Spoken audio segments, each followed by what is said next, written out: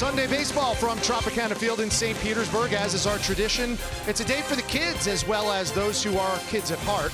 Today it's Game 3, the final game of the season between the Rays and the White Sox, and a familiar face taking the mound inside Tropicana Field. That, of course, would be James Shields. We, of course, Rich Hollenberg, Doug Wechter, Dwayne Statz, and Brian Anderson will be along shortly with the call of Game 3 of this series. And this weekend, we have certainly had a blast watching the 10th anniversary celebration of that American League Championship team from back then for the Tampa Bay Rays. And James Shields was obviously such a big part of that team and this celebration this weekend. And he takes the hill against his former team today. One thing that when I think of James Shields, I always think of is his confidence level and what he brings mentally to the game. Quick story, I remember when I was roommates with him in 2001, we were playing for the Charleston River Dogs. Second to last game of the season, we're sitting in the stands together, charting the game, and he looks over to me and he's like, Wechter, I'm going CG tomorrow, two-hitter, and it's going to be under 2 hours. And, you know, obviously I'm looking at him, I'm like, dude, you are insane, man. And first of all, it was a pretty good team we were going up against.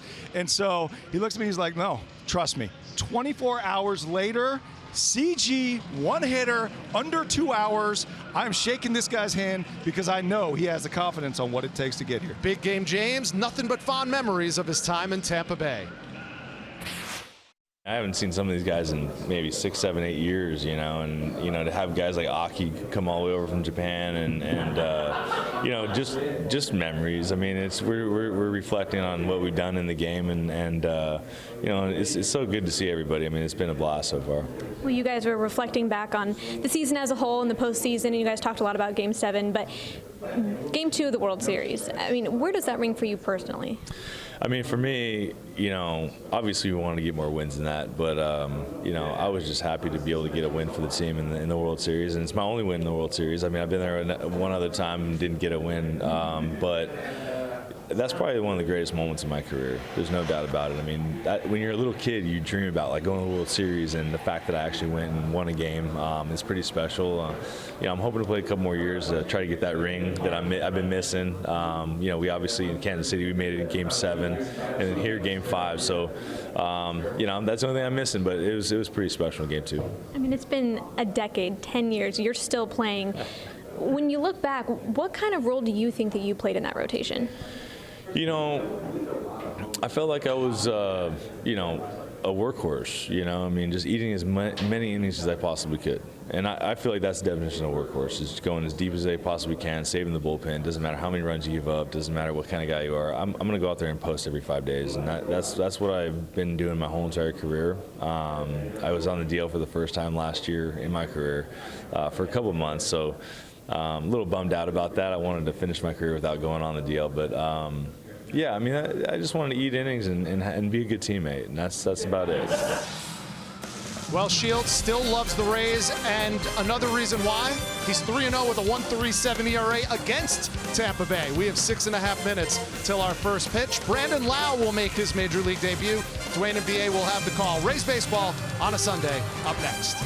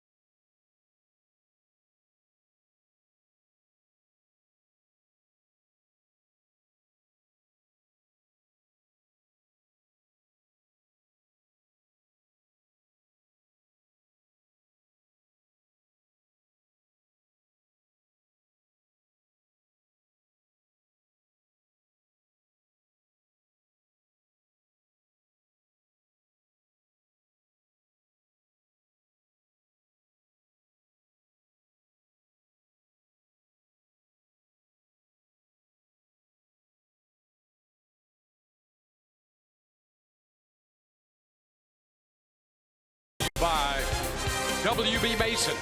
Who but WB Mason, the official office supply company of the Tampa Bay Rays. By Publix, where shopping is a pleasure. And by Geico, 15 minutes could save you 15% or more on car insurance. Rays and the White Sox go at it this afternoon at the Trop. Rays trying to get back on the winning side of the ledger. Hunter Wood for the Rays, James Shields for Chicago.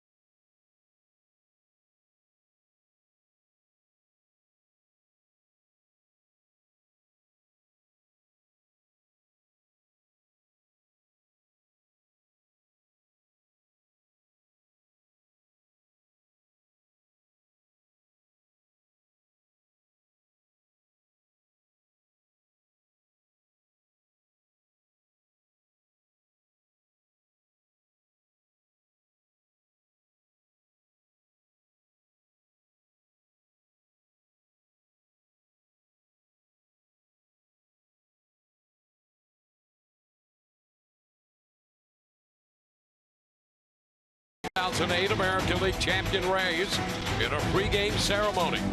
But on the field, the White Sox spoil the party with their second consecutive one-run victory. Today, former Ray, big game, James Shields goes to the hill for Chicago as the Rays look to avoid the sweep. Welcome back to Tropicana Field, where the Rays and the White Sox square off. Rays trying to score some runs and break out of this little tailspin offensively. A couple of one-run ball games here against this Chicago White Sox ball club. Here's the lineup for Chicago, presented by your Southern Ford dealers. Yohan Moncada is going to lead it off, followed by Yolmer Sanchez at third. Jose Abreu's at first. Cleanup man, the DH, is Daniel Polka.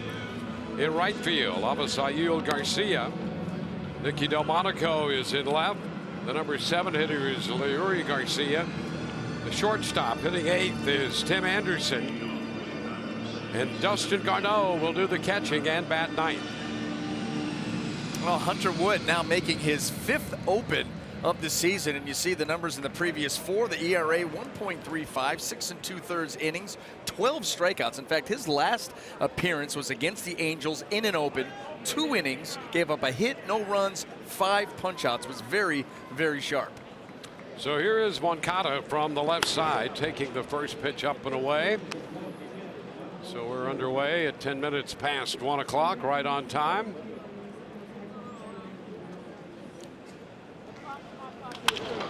Into right. That's Malik Smith out there. 1 away.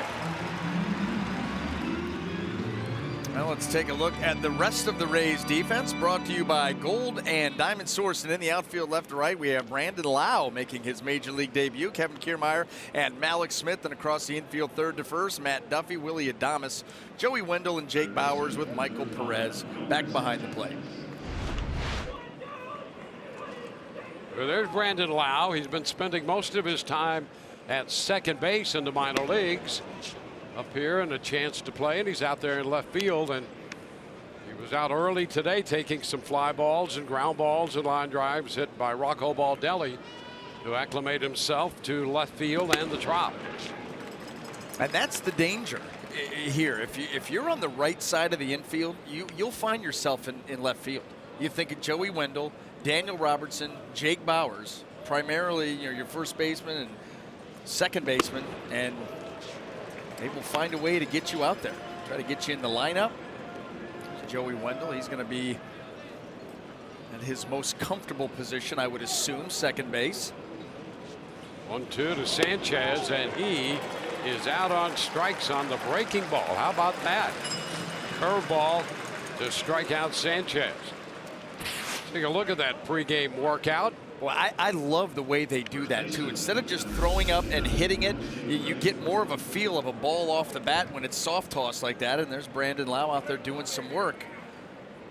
And, Dwayne, we talk about it a lot with visiting players. The fly balls here at Tropicana Field, getting used to how the ball bounces off this new turf and just making sure that he's as comfortable as possible in his first game. Moved over a couple steps to his left with Abreu up here taking a breaking ball for a first pitch strike. Good idea to give him something different to look at if you give him anything at all. Well, he's homered, what, 3 straight games? Yeah. 4 straight, whatever it is, it's ridiculous. Had a long one last night off of Blake Snell to dead center field. So he comes in, over the last couple of weeks, Abreu has been as hot as anybody in Major League Baseball, so you definitely want to mix up the sequencing. 0-2 the count. He has homered in 3 consecutive games, covering the first 2 of this series. I mean, you look at this lineup, he's the one guy you don't want to see get a pitch to hit. Which is what makes it remarkable that he's hitting 400 over his last 12 games, last couple of weeks. He's homered in 3 straight. And you're right, he's the one guy that you circle in red and say, can't let this guy beat us, can't give him anything good to hit, go after the guy behind him and take your chances there. It's not as if he's sneaking up on you either. Since 2014, he is second in the American League in total extra base hits.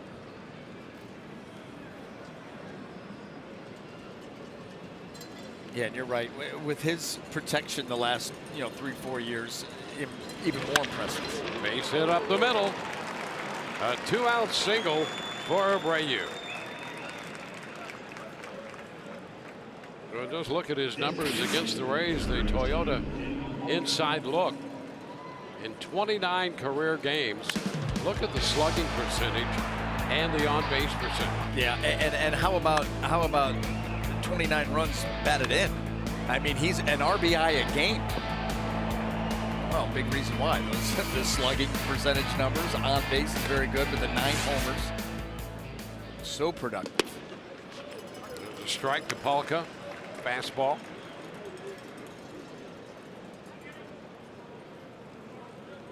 Palka, the designated hitter. Pinch hit last night. Was the DH in the first game of the series, went 0 for 4. Now 1-1.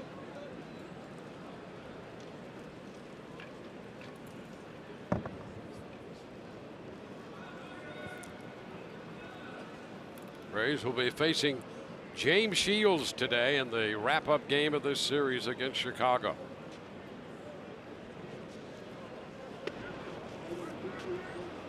So 2-1.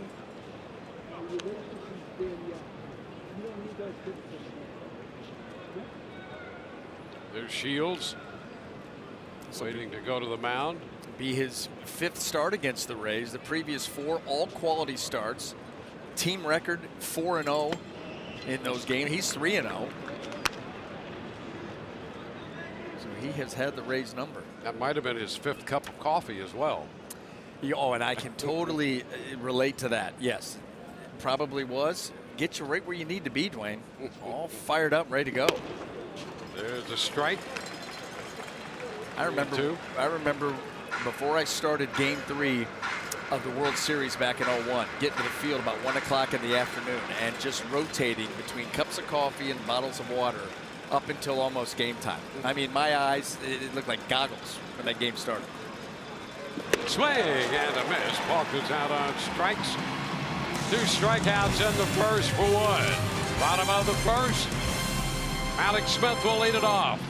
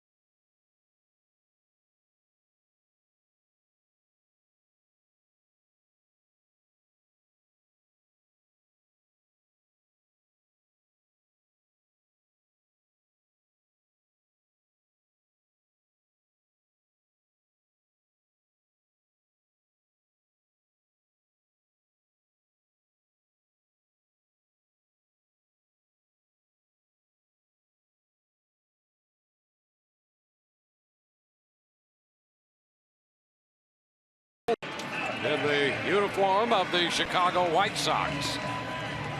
He'll be pitching against the Rays, and here is the lineup presented by your Southern Ford dealers.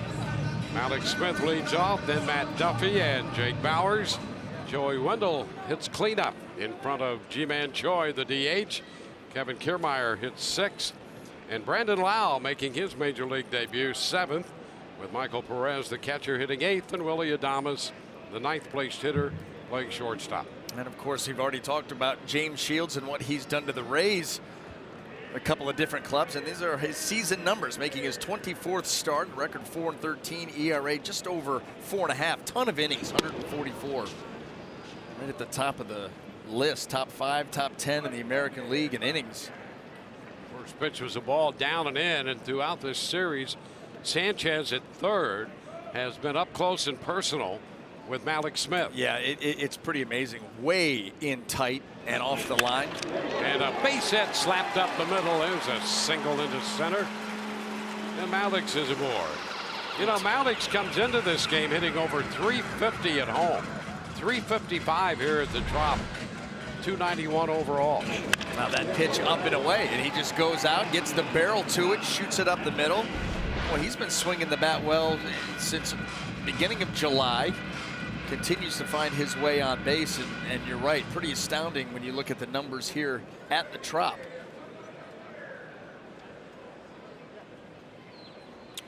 Well, here's Matt Duffy. This will be a good matchup too. Malik Smith, stolen base threat. James Shields, a good pickoff move.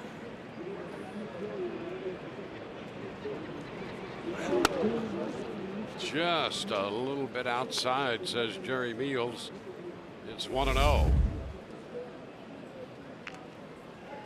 Has been some activity against Shields on the base paths, posing base stealers 12 out of 17. He does have 3 pickoffs.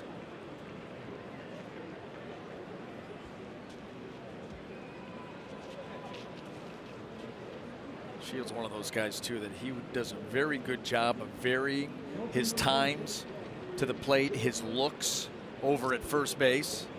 And then on top of all that, he can be quick to first. Very. I read where he is the franchise, the organizational leader all time in pickoffs for the Rays. And, you know, that's as a right-hander. And that tells you right there how good his move is. And for a right-hander to have a good move, he not only has to have quick feet, but he has to have short arm action and be accurate with his throw. You got to have all three components.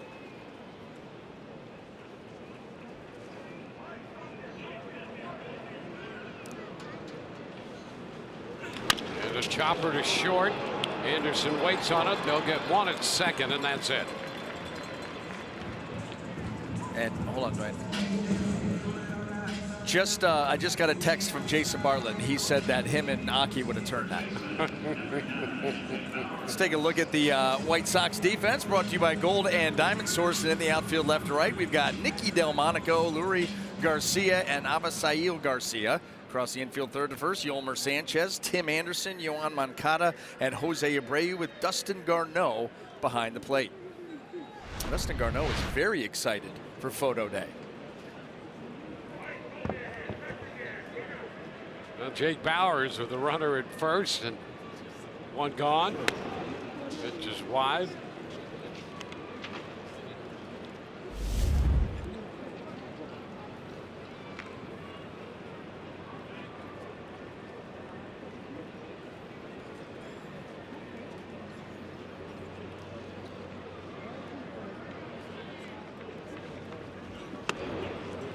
Wide there. 2 balls, no strikes. Oh, Shields 36. He'll be 37 in December. 4-13 this year. Some health issues a year ago. He went 5-7 and missed a couple of months early.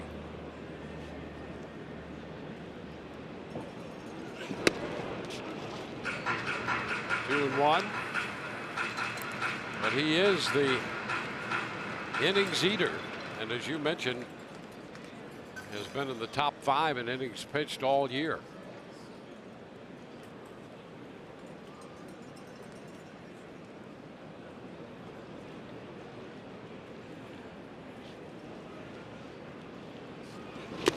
Down and in, 3-1.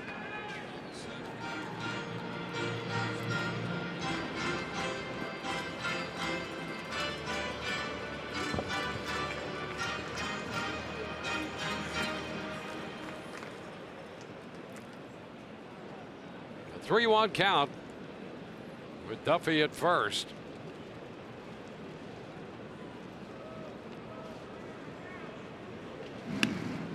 All of the games in this season series between the Rays and the White Sox have been 1-run games. It's the case up in Chicago when they played in the cold in April, and has been the case here in the first 2 games of this series at Tropicana Field. All 1-run games, and the Rays are 2-3 against Chicago. Now the count is 3-2. Wendell on deck.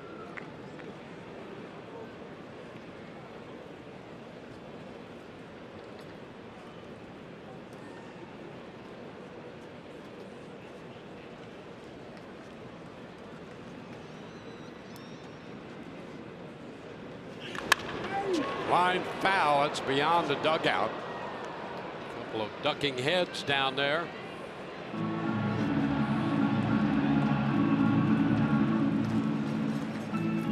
Who knew, Dwayne? DJ Kitty comes up with the ball. Of course, he's going to throw it to a fan in the stands. DJ Kitty's a lefty. Well, if you're going to hang around the bullpen, it's a good idea to be a lefty, especially with DJ Kitty's act.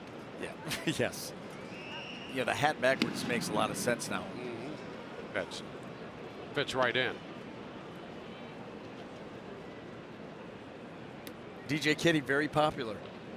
Very popular. A lot of photo ops. Yeah.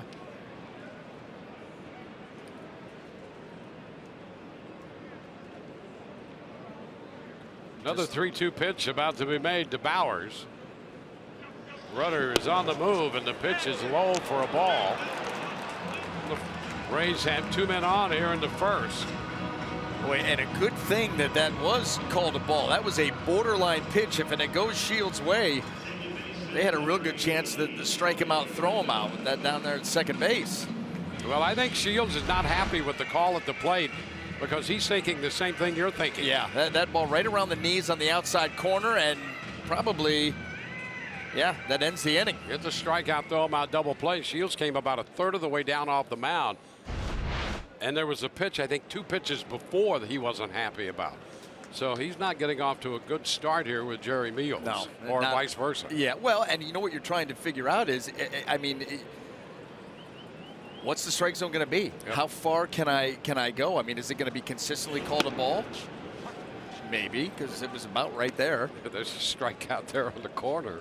And he probably is going to tell him, I could have used that the previous pitch. I'd have been in the dugout right now. Instead, he's in a little bit of trouble.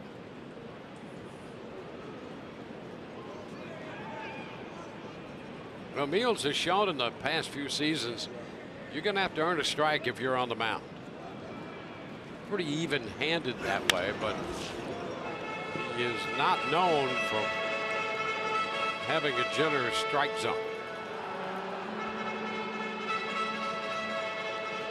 Well, that would be a bigger strike zone. Obviously benefits all pitchers, but when you think about a guy like Shields, the stuff has diminished a hair from when he was back in his heyday.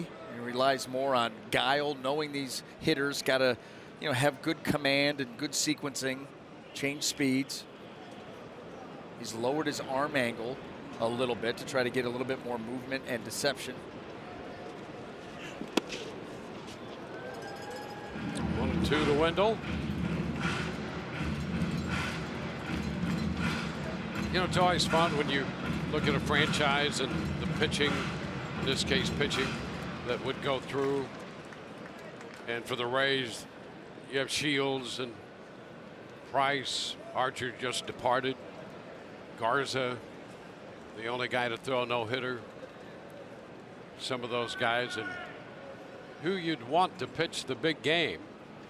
And you probably ultimately decide on big game James Shields, and that's a nickname that he thought was fitting, and it certainly has been that. He backed it up. Yep. Is what he has done, and he was a guy that you knew was going to come in very well prepared for that start. He's a guy who takes pride in trying to finish every game that he starts. This pitch is down. 3-2. And he just does not look comfortable here in the early going. And this is where, if you're trying to get that offense on track, you've got to strike here, because you've got a guy out there that just has not settled in quite yet. You can tell in the body language. Yep.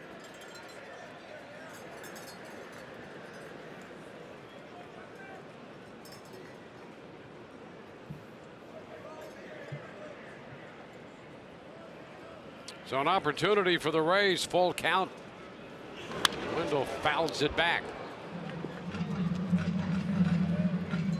Yeah, the body language so far is that of a losing pitcher dealing with a gaggle of reporters and media after a game. Sort of have to be there. You don't really want to be there. Yes, I know that feeling. I have lived that feeling too many times.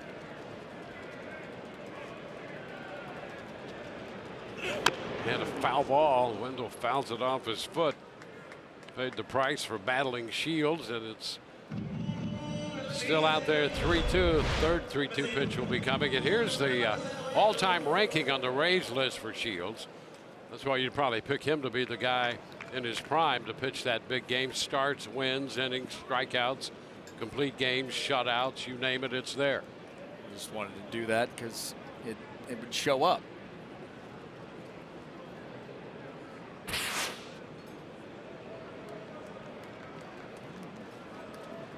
Wendell again, 3-2. And a ground ball, base hit left side. Duffy's going to go to third, and he will score. Ball bobbled by Delmonico. Bowers stops at second, and Wendell drives in the run. The Rays lead 1-0. You know what what's interesting about that setup there by the White Sox is we've seen Joey Wendell enough to know that he is very adept at going the other way, and not just in the air. He can get the ball on the ground. And you see Tim Anderson right there, Yolmer Sanchez, a huge gap in between them, and you're going to throw him away. Joey Wendell, that is too easy for him. And by the way, that costs you a run. That's just not like a two-out hit, guy on first now. That's where you wonder about the data, because Joey Wendell, you know, well, he may pull some ground balls. He hits a lot of ground balls the other way too, and we see it all the time. That's right about that. That's a great point. G-Man Choi.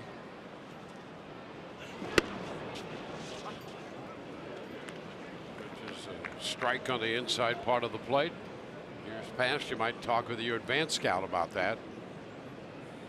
But if you're 40 and 70, you might have pulled your advanced scout by now. Information is not good. They may want to pull the plug on this computer. Yeah, that's right. Just a miss, nothing at 2.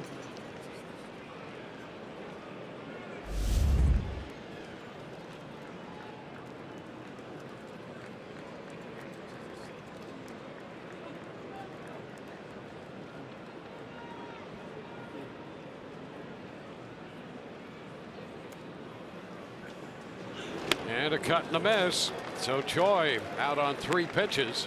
First strikeout for Shields.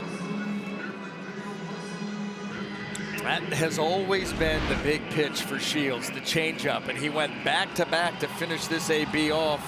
Gets that little side action to it, minus around 7 to 8 in the velocity department. You know, you see it now because he's lowered his arm angle. It has more run to it. When he used to be more over the top and would get more pronation, that changeup, you know, those days, the heydays with the Rays, that thing looked like a split.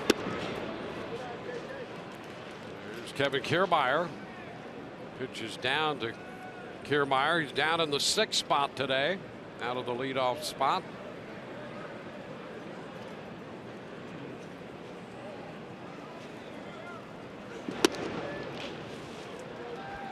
Shields misses right there. 1-1. Shields up to 25 pitches here in the first inning.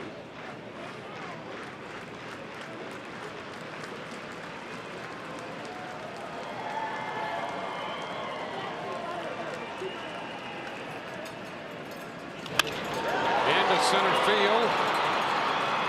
Right there for it. Garcia, Leori Garcia makes the catch. Rays settled for 1 run, leaving 2, 1-0 Tampa Bay.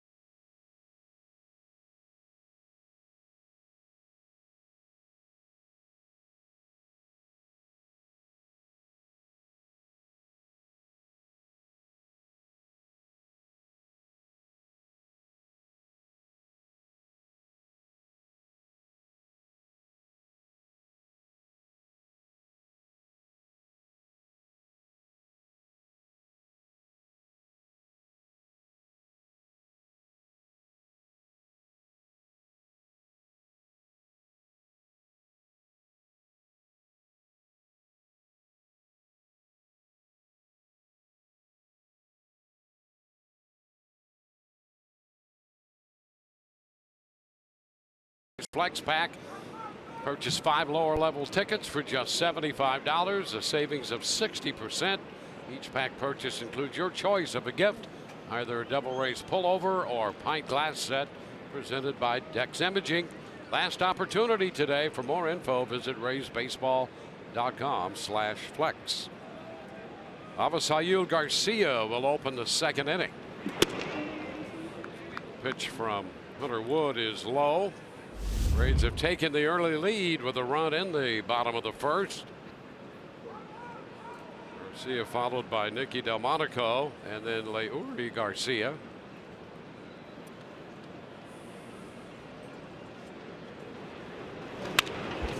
Right back into the screen, 1-1.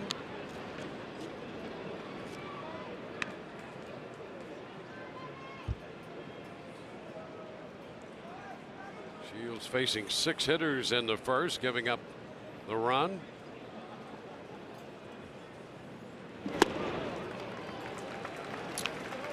One and two, a changeup. And you know, those were the pitches a season ago that Avisail Garcia was all over. You made a mistake. He hit .330 last year. On base percentage of .380. That batting average down almost 70 points, and it's just he's missing the mistakes. 2 balls, 2 strikes.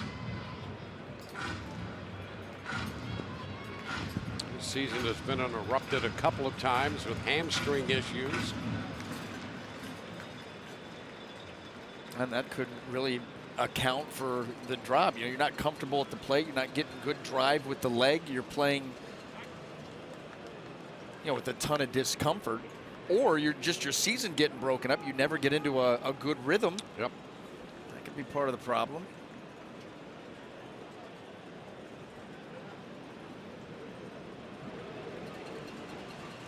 Two. This is upstairs with a fastball. 25-year-old right-hander. He will be 25 next week. Hunter Wood. Out of Rogers, Arkansas. And we'll see another 3-2 pitch as a result of the foul ball.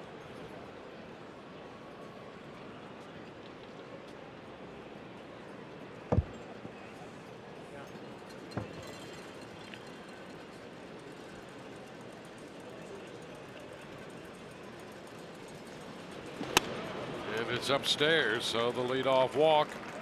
Garcia's aboard. We'll check in with Michelle Margot. Thanks, Dwayne. Well, I had said yesterday that Brandon Lau doesn't care where he plays defensively as long as he's getting in the lineup, but here are his numbers from AA and AAA. He played 55 games at second base and 39 games in left field. He played second base in college, so that's his natural position, but he brought out 3 different gloves to fielding practice yesterday. Only brought his outfield glove today, and I asked him what advice he's gotten on playing outfield from Rocco and the other guys, and he said, I know it's really simple, but the key thing is just to keep your eye on the ball because this roof is like a sky at twilight, and he's leading off next inning. Yeah, and if he needed an extra outfielder's glove, Joey Wendell has a great one. He Worked does. out well for him. And guess what, Dwayne?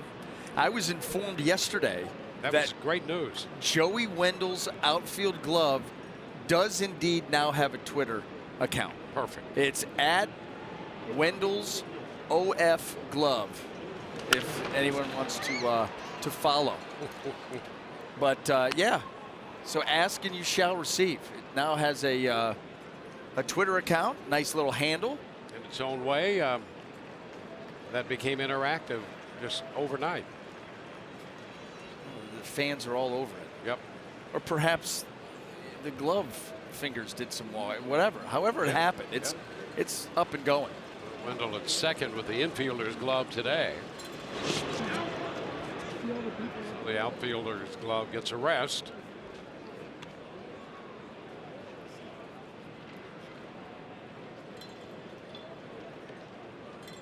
Garcia has drawn the walk. Delmonico the hitter.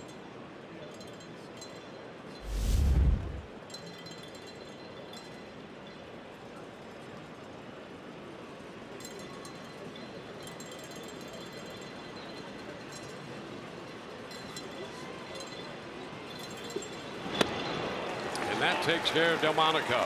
Boy, that is a A+ changeup there by Hunter Wood. You know, He'll give you a little bit of everything. Good velocity on the fastball. We've seen the slider. We've seen the nice soft hook. And then that changeup with some fade. Throws it with really good arm action. And gets that ball just kind of working its way away. Doesn't have a lot of tail to it. Just kind of glides arm side. That's a nice range too. 23 miles an hour. And you've got 4 pitches divided up and all that. Now faces Leor Garcia. Gives him the fastball at 93. We haven't charted all the pitches, but just watching here, it seems he has a greater mix going with his pitches today than we've seen him in the past. Well, that start against the Angels, or sorry, that open against the Angels, he was just blowing them away, kind of like this right here. But he has more of the curveball that bring these guys down about 20 miles an hour. You know, he'll give you different looks too. Remember, he's got that just not really a pause, but a double, double pump leg kick. He's got his traditional normal leg kick. He'll try to quick pitch you from time to time.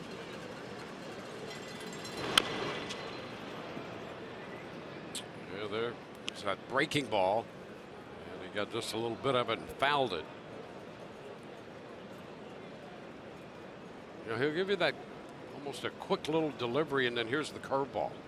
And speed your reaction up and then throw that slow curve. Listen, pitching coaches used to love slide step changeups. Yep. Used to love it. You put the hitter on alert because all of a sudden, instead of the leg kick that he may be expecting, oh, here comes a slide step. Uh-oh, I better get ready to go. And then you throw a changeup off of that. You get guys missing that thing by a ton.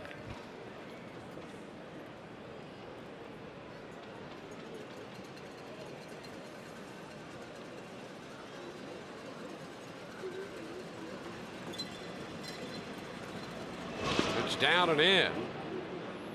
Ball, 2 strikes. Abisail Garcia's the runner at first. He walked. And we've seen enough of Perez to know that he's not shy about challenging base runners. Something the Rays catching crew all year has done. With Sucre and when Ramos was here, runner goes. Pitch is down and in. Trouble scooping that one, and Garcia has a steal. That changeup got away from Hunter Wood, and pretty good jump there for a big man, and he picked a pretty good pitch to run on, a spiked change. It's his first stolen base of the year in 2 attempts. Ground ball right side to Joey Wendell's glove.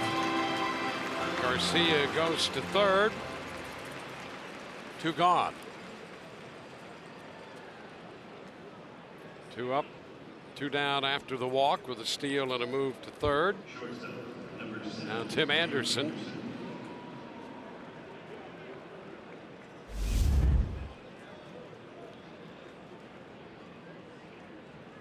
Anderson at 243. There's Ryan Yarborough getting up in the Rays bullpen.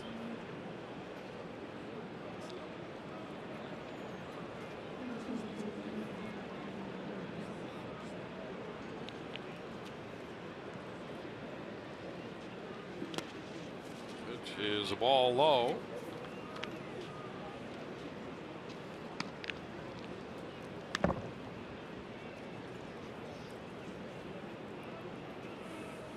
Anderson set up the eventual winning run in the game in the 9th inning last night. Ground ball. Wendell. Oh, he thought he might get a hop, and it stays down, and the run is going to score. Abisail Garcia scores as Anderson has himself a base hit. Well, here it is. Joey Wendell playing up the middle, shortstop side, and that ball, you see how it took that little hop before it got to him, and he's going to try to backhand it. There was the hop, and then he's expecting a little bit more of a hop, and that ball hits and stayed down and just shot underneath it. It's a 1-1 ball game. The hitter is the catcher, Dustin Garneau. Arnaud had been at AAA Charlotte. 53 games there. Pitch is down, 1 ball, no strikes.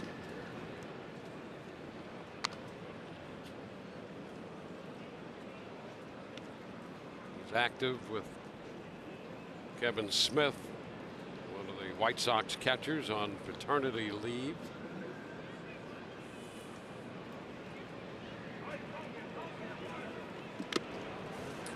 One and one.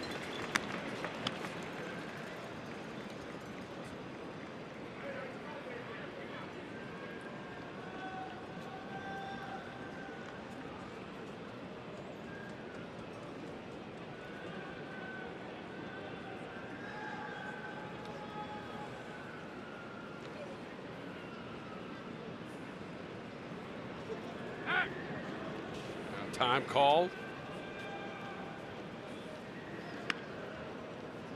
Well, the opening walk to Garcia, to Avisail Garcia, has been turned into a run. Rays scored in their first. We're in the top of the second inning right now.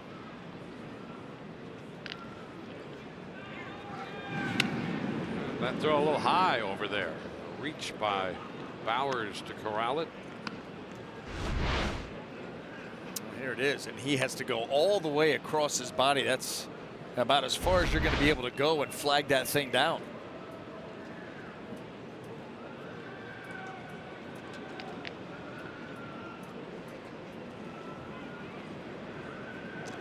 Runners going, a swing and a miss. Throw down is not in time.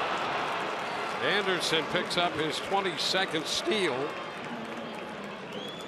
And his setup almost as if he were in the starting blocks over there prior to that steal. Yeah, now this stolen base makes sense. You know, the White Sox, they are a team that will run. They've got 5 guys with at least 10 stolen bases. Anderson leading the way. And boy, oh boy, he gets that left hand in there and keeps it there. Joey Wendell in good position, but wasn't there in time.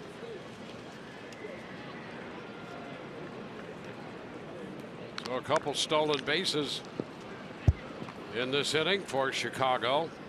They have 79 on the year, 3rd in the American League.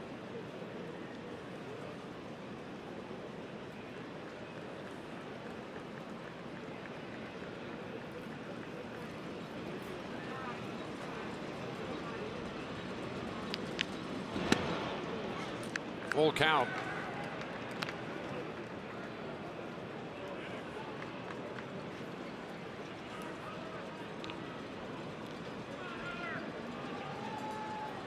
Top of the order.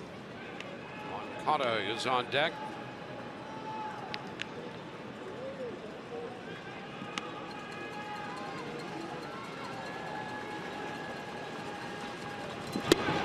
In ball 4, we'll put another man aboard.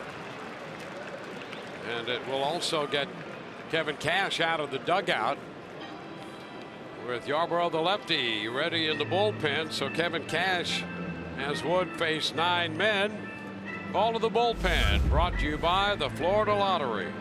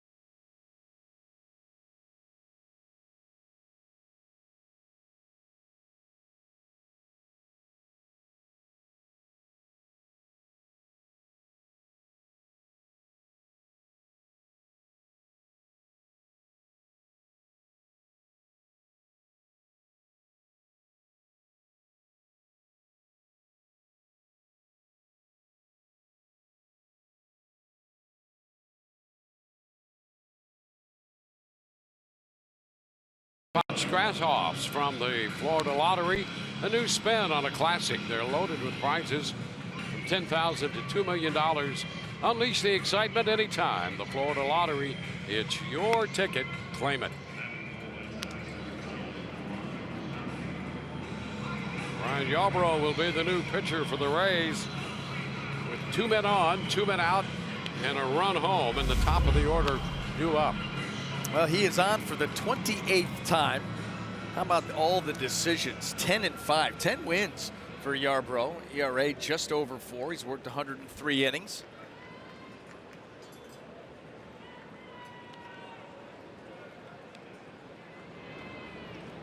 Well, they turned Moncada around.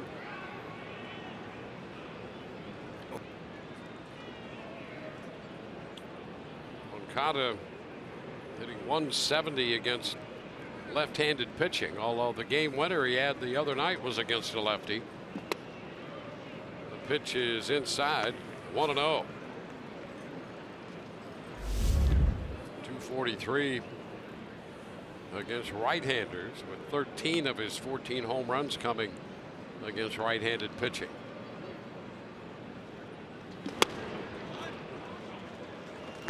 Yarbrough misses. 2-0. So far, that's kind of been the theme here of the afternoon. A very uneven start by both teams. Long innings, a lot of pitches, a lot of deep counts.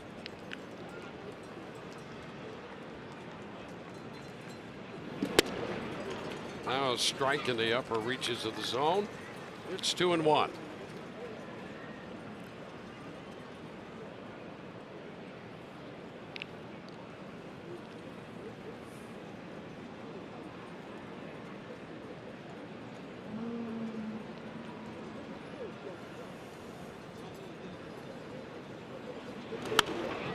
Pop foul, that will carry out a play. It's a 2-2 count.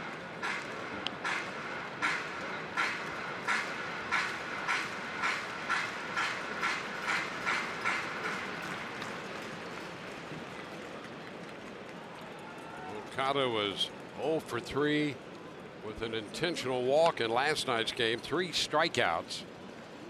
But a big hit here in game 1. Takes it in, and it's a full count. So with men at first and second, 2 gone and a full count, they'll be off with the pitch. Sanchez is on deck. 1-1 tie, so this becomes a key pitch in this game already early in the second inning.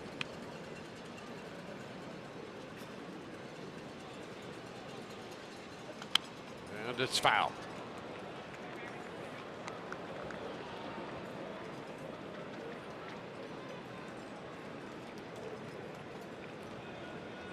Moncada the hitter, Anderson at second. Singled with 2 outs, swiped the base. Garneau has walked, he's at first.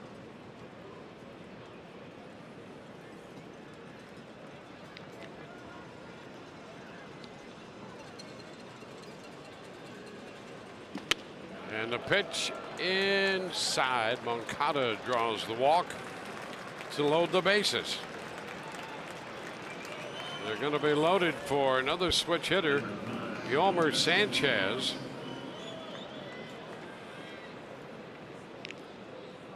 Sanchez was called out on strikes against the right-hander Wood. Now he faces the lefty Yarbrough. Well, no place to put him. Pitches need to be made.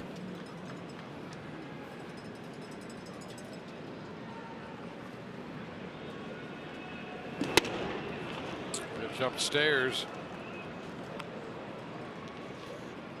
Sanchez 258 as a left-handed hitter and 209 from the right side. So the Rays have the percentages to their advantage. See how it works out. There's a popper into short center. Wendell's out, coming in Kiermaier, and he'll make the catch to retire the side. 1-run score. We'll go to the bottom of the second. Lyle's going to lead it off.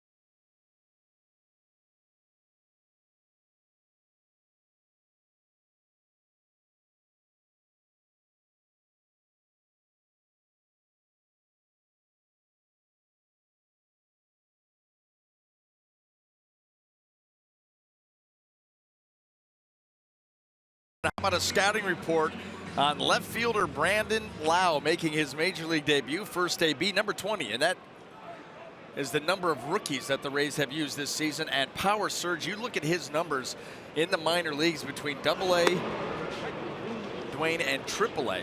I mean, this guy, 297, a 391 on base, 22 homers, 76 driven in. Breakthrough season. Yeah, a significant uptick in the home run department.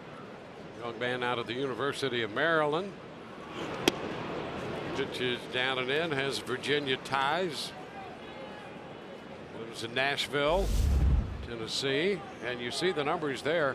8 of the home runs at Montgomery and 14 and a 304 average at Durham. In fewer games.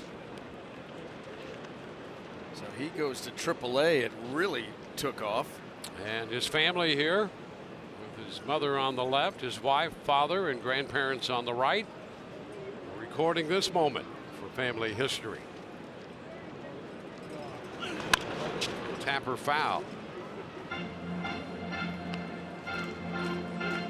Well, he's played a lot of second base and some at left, and as we mentioned at the outset, spent some time before the game becoming acclimated to left field here at Tropicana Field, with Rocco Baldelli hitting some fly balls, line drives, and ground balls out there. There's a fly ball lifted into left. Delmonico will go toward the line, and he makes the catch. And that takes care of out number 1 in the bottom of the second inning. Brandon Lau officially now with a big league at bat, and he can relax and do what he's going to do from here on out. And get that one out of the way, and a lot of times that's what you're going to do in baseball. Hey, I'll get him next time. That's where the challenge comes in for these hitters. You know, it's a game that's built really around the concept of failure, especially from the hitting side of things. And so you've got to be able to deal with that, stay upbeat, stay positive, and always have that mindset. Okay, next time I got you. Michael Perez takes the ball. A lot of progress in a short amount of time here the last year and a half for Lau.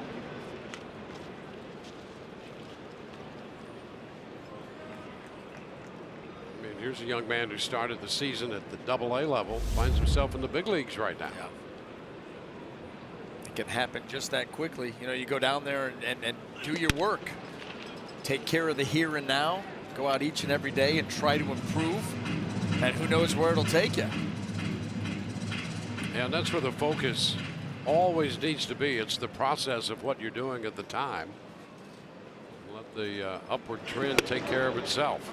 Yeah, you know, you find yourself in Montgomery.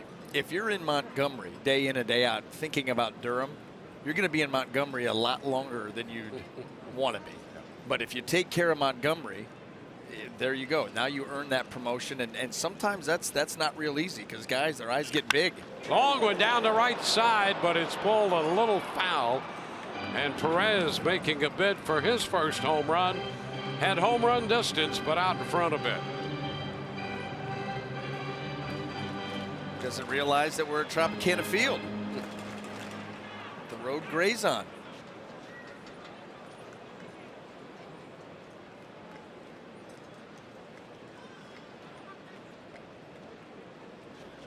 Now the 3-2.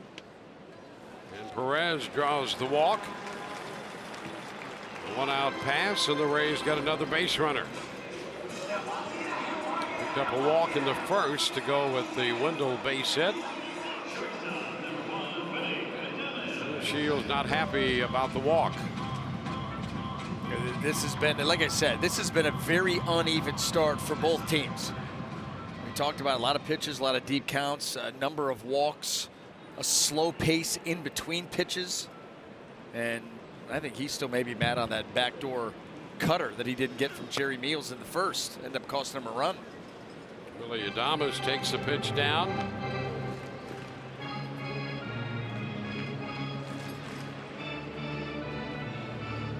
Adames at .214 with 4 home runs and 13 runs batted in.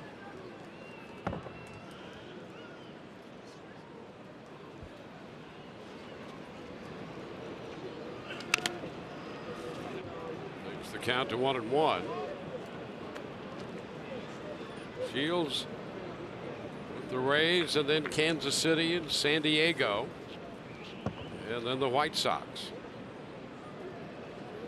He'll be 37 in December. Break again here in Tampa Bay in 06. 6-8 that year, went to 12-8 the next year. And in the big breakthrough season of 08, he was 14-8.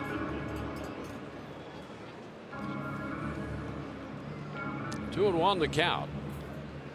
His big win year was 11 when he won 16. He was 16-12 that season, 2011.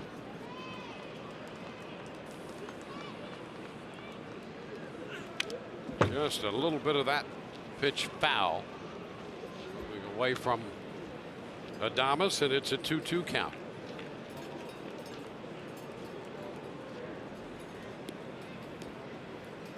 Perez has drawn the walk. Top of the order on deck.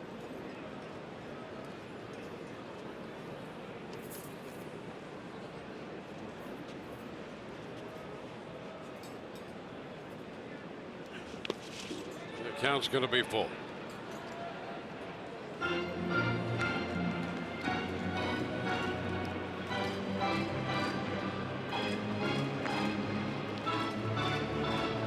Wendell drove in the run for the Rays in the first.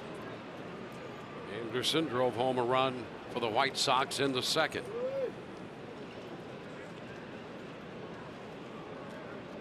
(3-2) runner on the move, and the pitch is tapped toward third.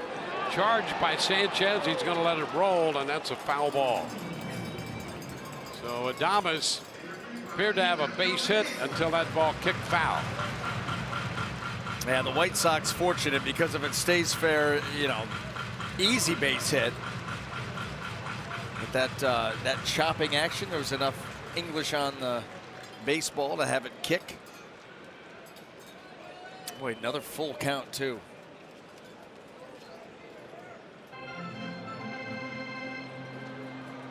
Shields had 2 of those in the first, now 2 in the second inning.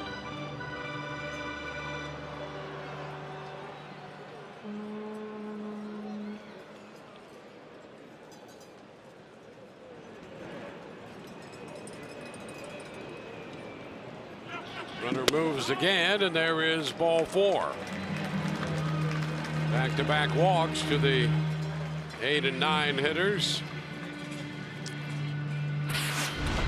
Well, referencing that 2011 season, our Geico great moment, James Shields that year tossing a Rays franchise record 11 complete games. Boy, that's unheard of now. Listen, there are some franchises, Rays included, that may not have 11 complete games since 2011. He did it in 1 year. Yep. 2 on. Top of the order, Malik Smith. That pitch disappears, breaking down and in. Strike 1. And Shields, you know, he has the fastball, obviously, and he will cut it. Have the curveball, and it gets a little bit more sweeping action like you just saw, and the changeup. Right now trying to find a comfort zone out there on the mound. The back-to-back walks to the bottom of the order. Pitching himself right into some trouble.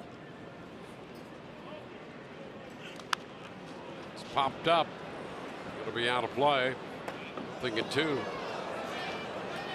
Yeah, if you're a team looking for some runs, this is just made to order. With 1 out, you get a walk to the 8th place hitter, a walk to the number 9 man, and now the top of the lineup is up here.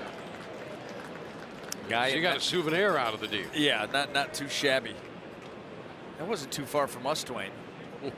Almost catch your coffee cup here.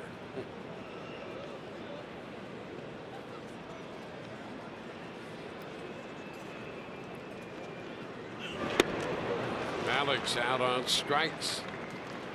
Well, that didn't take long. Not at all. And you know what? It was the breaking ball. The fastball's having trouble commanding that.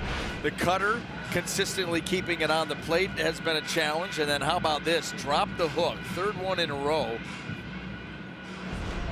Dandy pitch.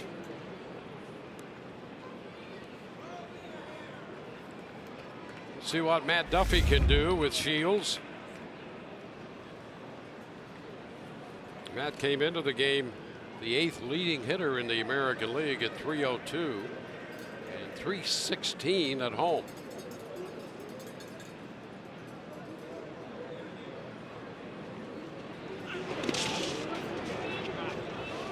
All no strikes.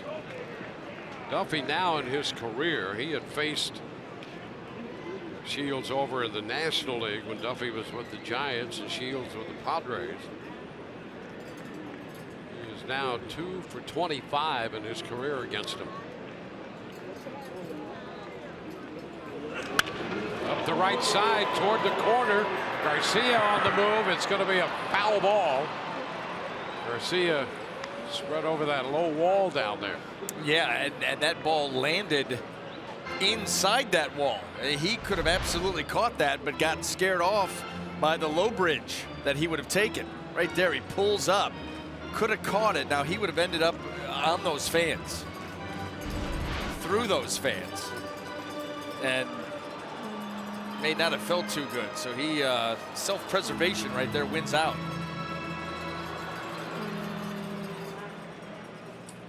And Duffy has another chance.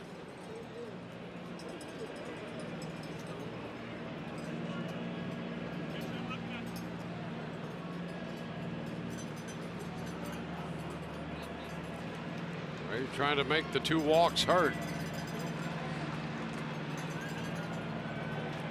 Throw it away. 2 balls and a strike.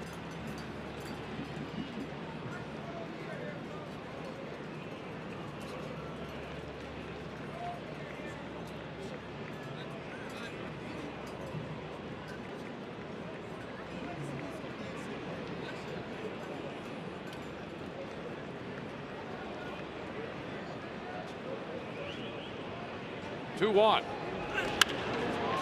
Out of play. Count will be squared. What did we end up deciding on? What were we deciding? Me 4th and the 5th, or you the 4th and the 5th, and I'll take the 6th and the 7th. When we're gonna nap. One of those, yeah. When we're gonna nap. Yeah, this is painful. The pace has not been what you would hope for. This game needs someone to come up behind it and just swift kick in the derriere. Let's go. Let's go. Something's got to happen to get that going. A foul ball back.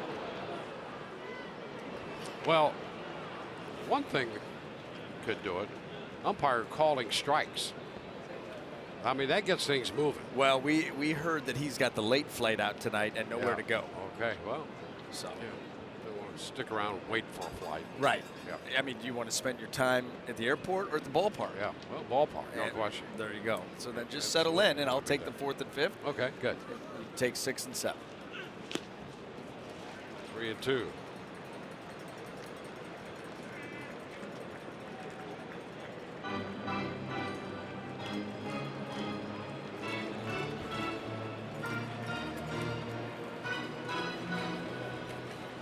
Three and 2, the runners will be off.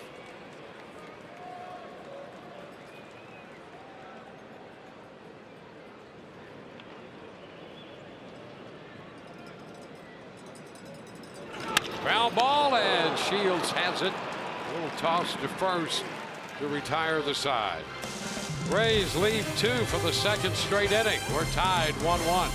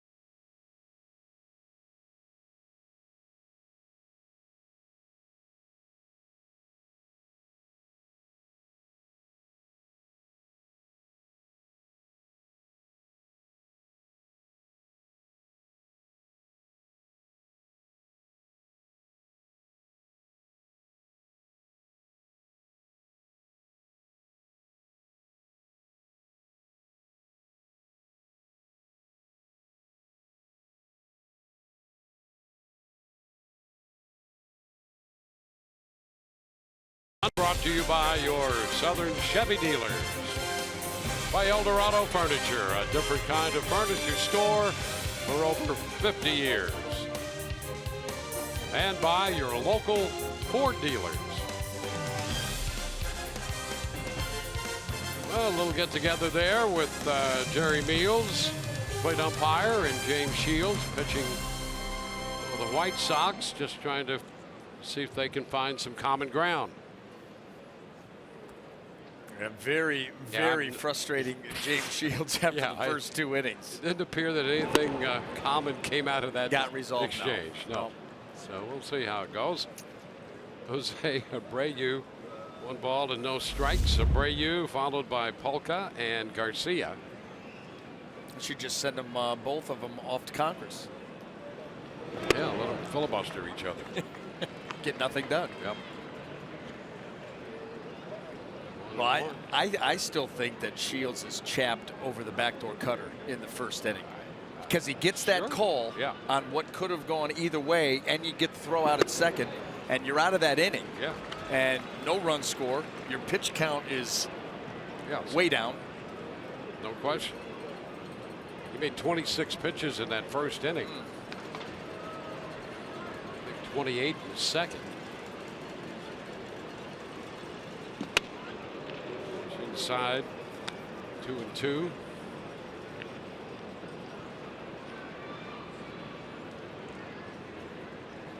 $19 home runs on the year for Abreu, 16 for that man right there, Polka. It's now a full count. Underwood worked an inning in 2/3, was charged with a run.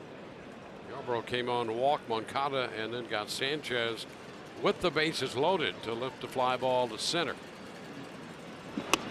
Abreu did not go, and he's on for the second time.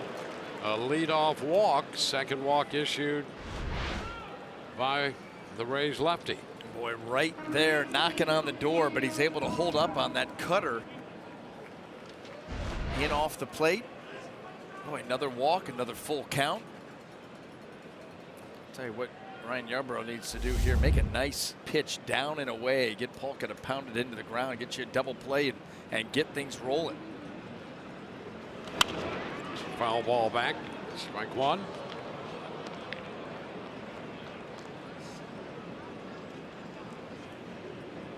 How about this, Dwayne? We're sitting right now, as we speak, with 12 total outs in this game, and there are 7 walks. Not a good ratio. No. 2 by Wood, 2 by Yarbrough, 3 by Shields.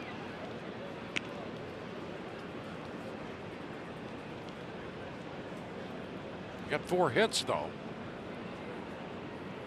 You have as many base runners as outs. The hits you don't mind as much. You know, at least you're out over the plate at least. Right now, everybody having trouble trying to lock it in. On the count on Daniel Polka.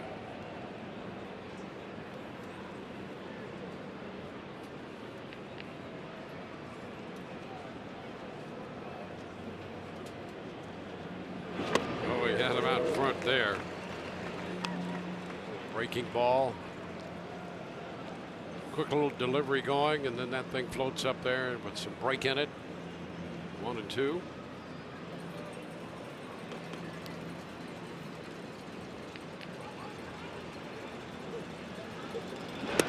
And he comes back with it and strikes him out. Well, that was a really nice pitch. He started that pitch in off the plate. Still had the string pulled at 74, but watch this ball out of the hand, in off the plate, and actually breaks it to the middle, but way out in front is Polka once again, and strikeout there for Yarbrough.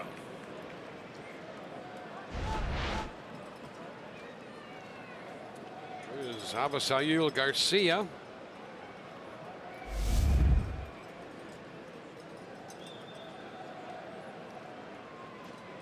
He's coming off a .330 season last year. He hit 18 home runs. Had the hamstring issues this year, costing him some playing time. Takes a strike. And hitting .269 right now. This is his 50th game of the season. He's played just under half their games so far.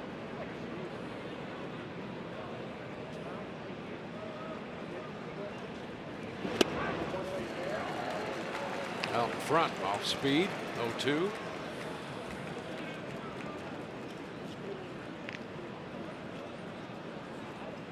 His approach to hitting has been very aggressive.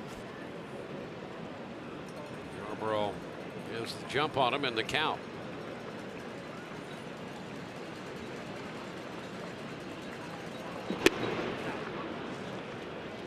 One ball, 2 strikes.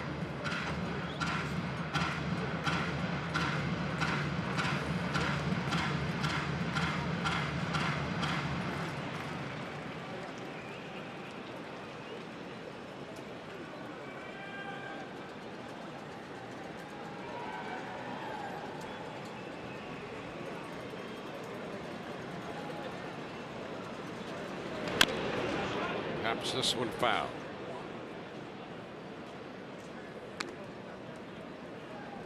White Sox left the bases loaded in the second inning. Garcia opened that inning with a walk and came around to score. 3 walks in the inning. The other runner reached on a base hit.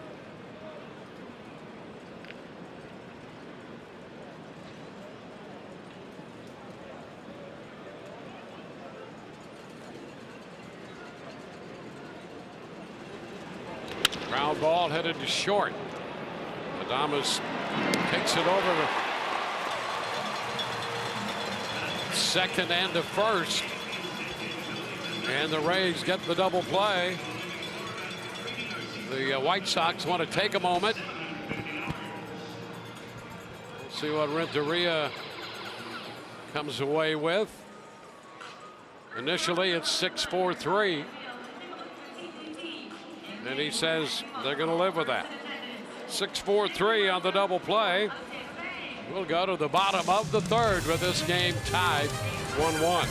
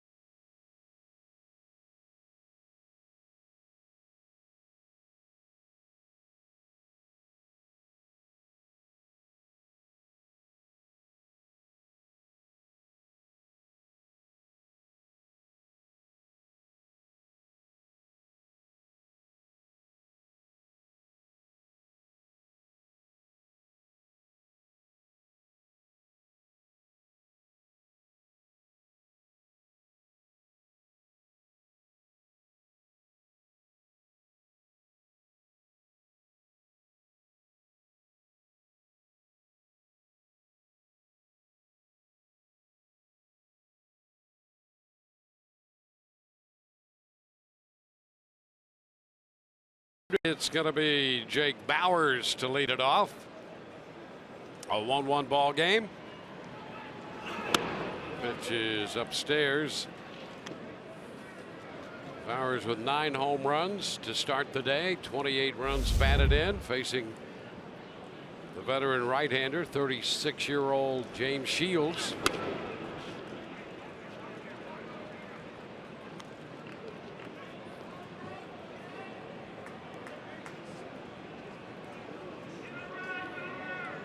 Shields, as we mentioned earlier, 5-7 a year ago, and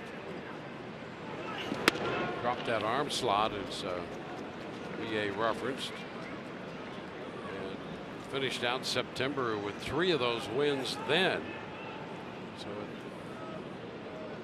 was advantageous for Shields.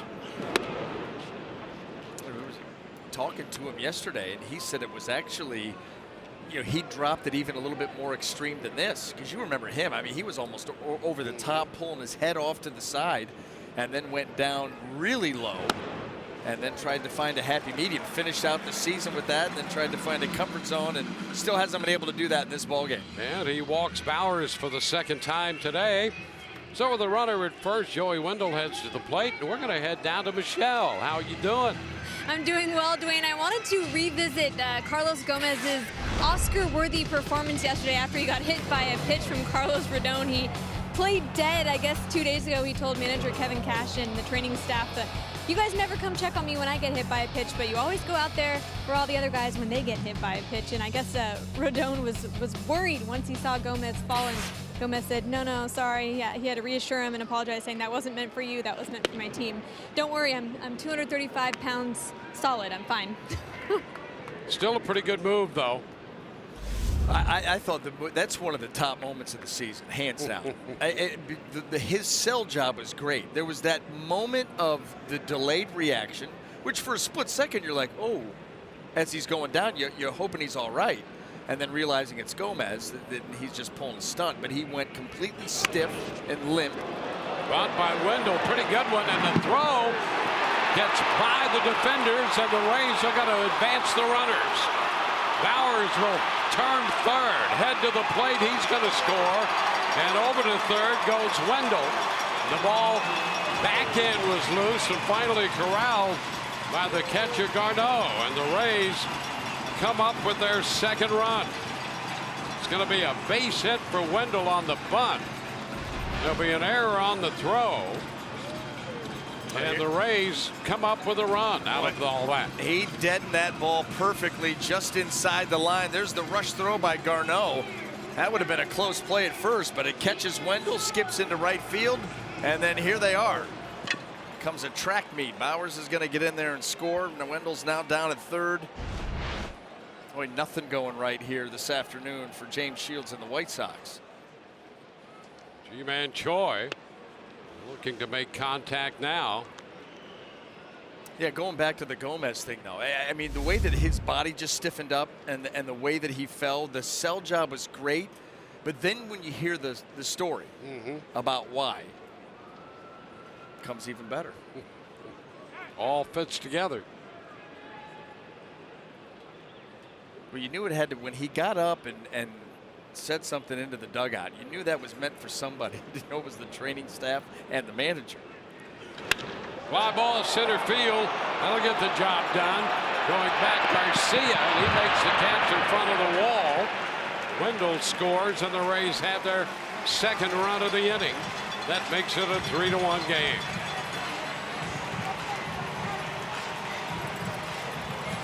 Choi driving in his 5th run in a Rays uniform. Well, I mean, for a second there, you were wondering if this ball was going to be caught. Watch Lurie Garcia as he heads back. Now he's got to turn his back. You know, turning your back on home plate and trying to pick that ball up again is not very easy, but he was able to do it. However, the Rays do get the run in. Kevin Kiermaier. Well, that's got to be unnerving. You're trying to foul that ball, realizing it's behind you. And now I've got to make that right-hand turn and lose sight of it in this building.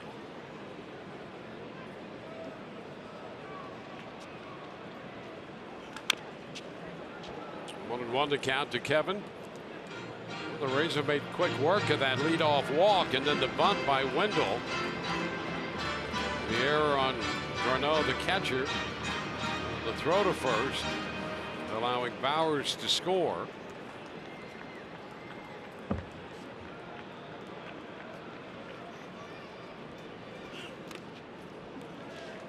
Two and one.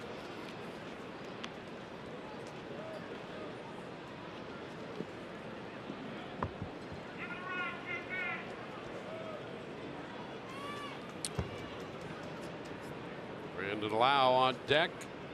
2-1 the count. Pitch disappeared down and in.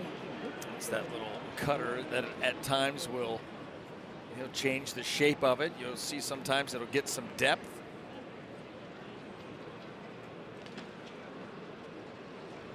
He comes right back and gets him with a breaking ball there. It's the second out. 3 strikeouts in this game, a couple change-ups, and then the curveball to account for his strikeouts. Brandon Lau with his second big league at bat. With the family in the stands in his major league debut. Lifted a fly ball to left his first time. And this is a breaking ball from James Shields. Strike 1. That's been his best pitch here this afternoon, and the one that he's been most consistent with, the curveball.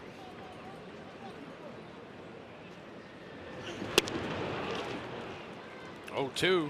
Change up right there. That was his first start against the Rays back on the 11th of April. 6 1/3 innings, 1 earned run. Did have 5 walks in that game too, but the curveball was a very big pitch for him in that game.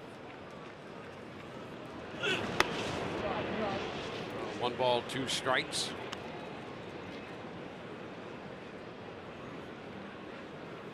Run in the first and 2 more in the 3rd inning for the Rays to take this 3-1 lead.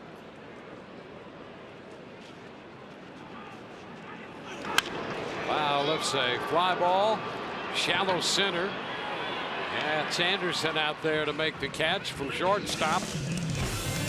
We're through 3, and the Rays lead 3-1.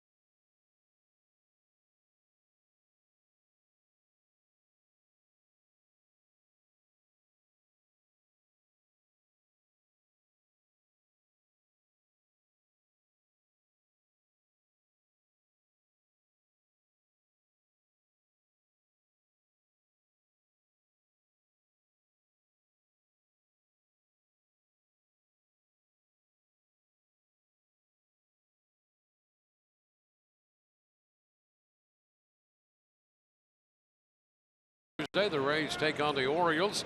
You can purchase $2 tickets for kids 14 and under with the purchase of a full price adult ticket. All fans can get $2 hot dogs presented by KM Franks. Call 888-FAN-RAYS or visit raysbaseball.com/specials. Nicky Delmonico opens the 4th. Rays lefty Ryan Yarbrough out there on the hill. Woods started, worked an inning and 2/3.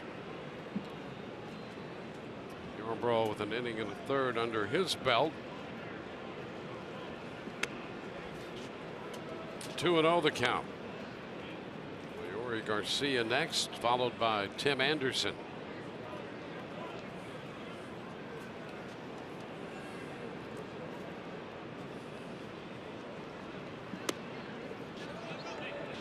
Now a 3-0 count.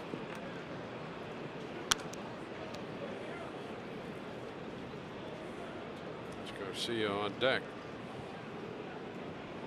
230 average coming into the game today for Delmonico. He had a little over 260 last year with some occasional power and pretty good patience up there. Takes a strike. 3-1.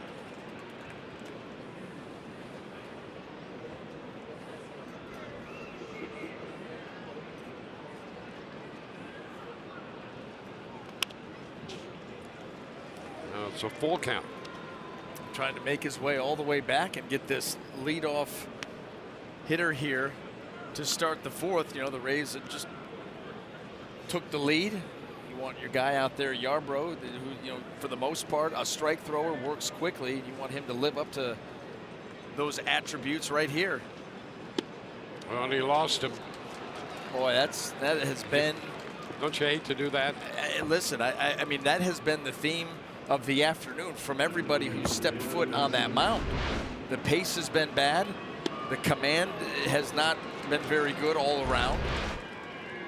You almost want to tell whoever you're thinking about bringing in the ball game later, just tape their eyes shut. Don't watch any of this, because everybody's like they're picking up on it and just can't find the zone. Yeah, come in with a completely fresh slate. Please. Oh, you know what? You got a chance for get another ground ball double play. That helped him out last time he was out there. Is a strike. Larry Garcia showing bunt that time. Strike one. Thing about it too is nobody is more frustrated than the guys out on the mound. They don't want to be out there not being able to get pitches consistently where they want them. Just trying to find a missing ingredient. There's the bunt. Yarbrough will take it to first. And the second goes Delmonico. Bowers back to cover, and the sacrifice scored. Pitcher first base 1-3. Tim Anderson's up with a man in scoring position. Any piece of you surprised at a bunt right there? A little bit. This early? Yep. A little bit. You know, start the runner maybe. I mean, Delmonico doesn't necessarily run, but you're not trying to straight steal. Or just see if the pitcher can get in the zone consistently. Yep. You know, maybe you get a good count to work with. Yep. You're down 2. I mean, particularly if you're behind. I'm beginning to wonder if I know anything about this game anymore. There's a secret reason for these things to take place. Base hit into left. Delmonico's going to try to score, and the throw will hit him. He scores, and then to second goes Anderson. Well, it all worked for the White Sox on the base hit by Anderson, driving in the run, and as that throw came through and hit the runner sliding into the plate, into second goes Anderson, and it's a 1-run game. Now the changeup, and Anderson, let's see how that ball ends up in. Trying to go away, of course, to get him to roll over. That ball ends up in. He gets it out there to Brandon Lau, whose throw right there. You see the sail on it, little sinking action right back into the runner. And yeah, you know, sure, you bunt him over, and now you got him in. You need more than one. That does allow Anderson to get into second base, but it's just going to be one of those back and forth fisticuff type games. Kyle Snyder holding court out there on the mound.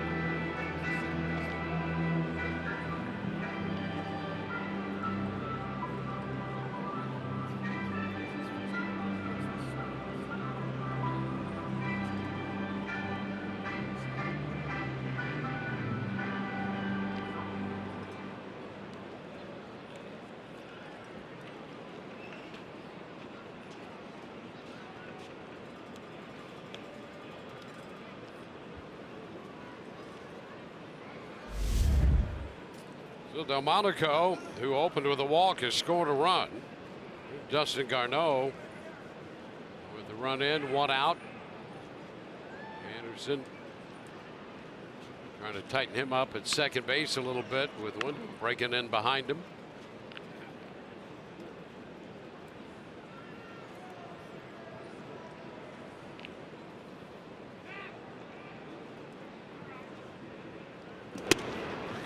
Outside to Garneau.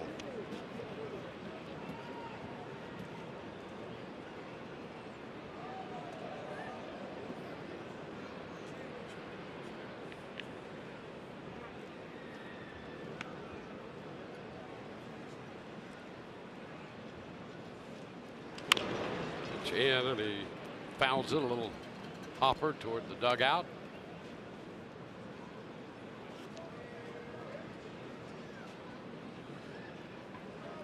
Shields fully engaged in that dugout there. Well, he realizes that he's in one of these games. You know, gave up the lead. His team has come back and cut that deficit. Still with a chance to try to tie it up here. And you know, he's trying to find it too. A number of walks for Shields. You know, that's the key. You know, not every outing is going to be a masterpiece. Sometimes you've got to win ugly. And he understands that more than anybody.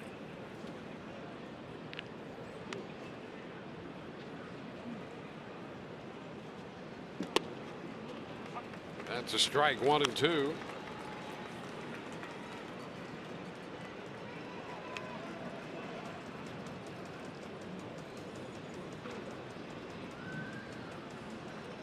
One run, 2 hits allowed by Hunter Wood in an inning and 2/3. Couple of walks, 3 strikeouts. Ryan Yarbrough on the hill, pitcher number 2 for the Rays. And they foul ball off the mask of Perez, holding the count at 1 and 2. That got him pretty good too. You can see him immediately get that mask off. The cutter gets fouled straight back right off the forehead.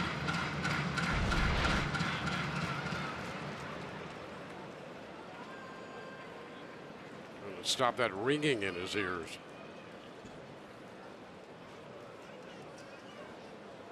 Wasn't there before. Looking for his phone. Still a ball, 2 strike count.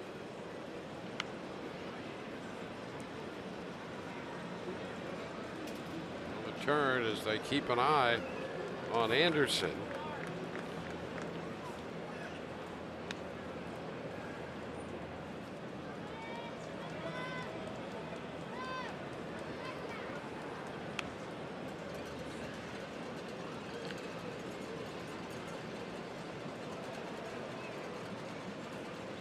Line drive, that's going to be over the head of Adames.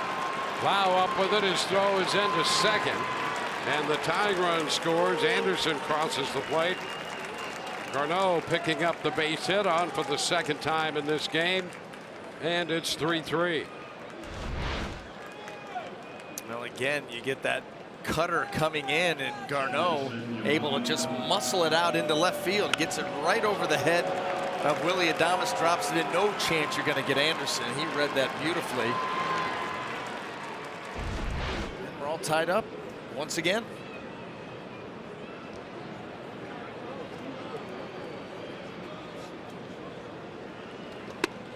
A swing and a miss by Moncada.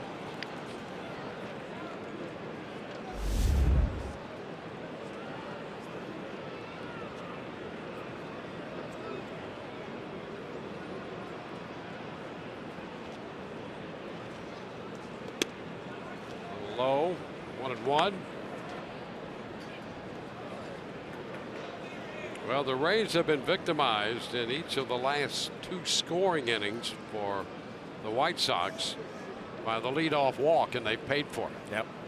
Boy, how often do you see it? That's what was so surprising in last night's game. The Rays were beneficiaries of what, 4 innings in a row of a leadoff walk and couldn't make anything out of it. And of course, end up dropping that ball game in frustrating fashion.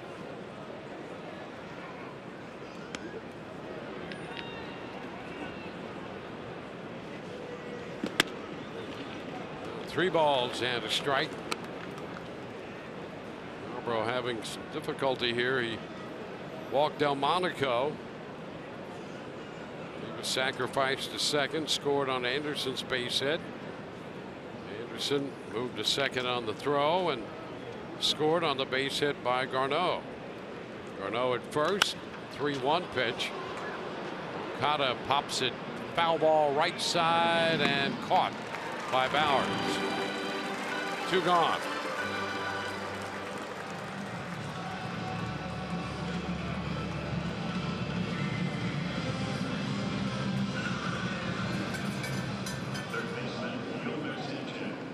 Two outs with a runner at first in a tie game. Yomer Sanchez about to step in.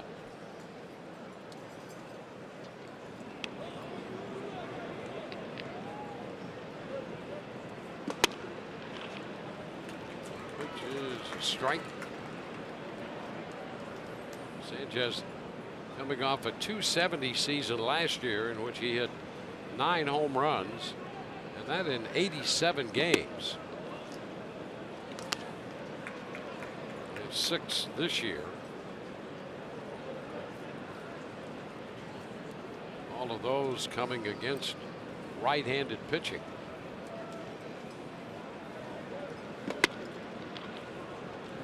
Two and one.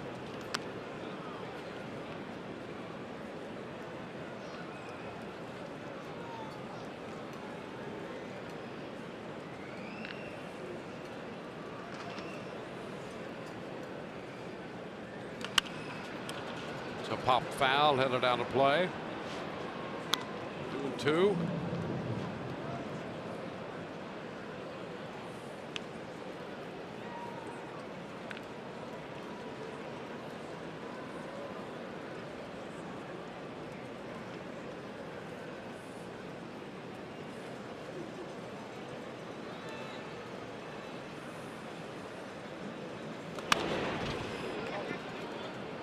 See another one on 2-2. The fastball fouled.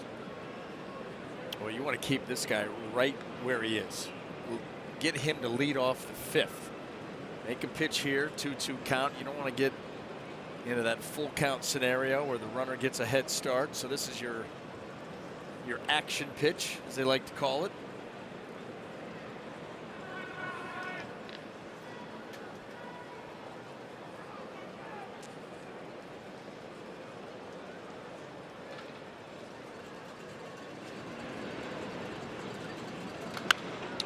Pop fouled again, out of play.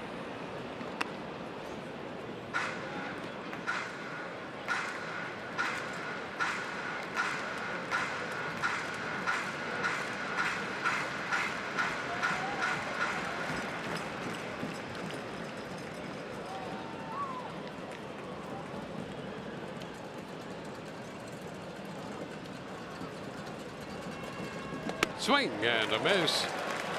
Sanchez out on strikes to retire the side. Bottom of the 4th inning coming, 3-3.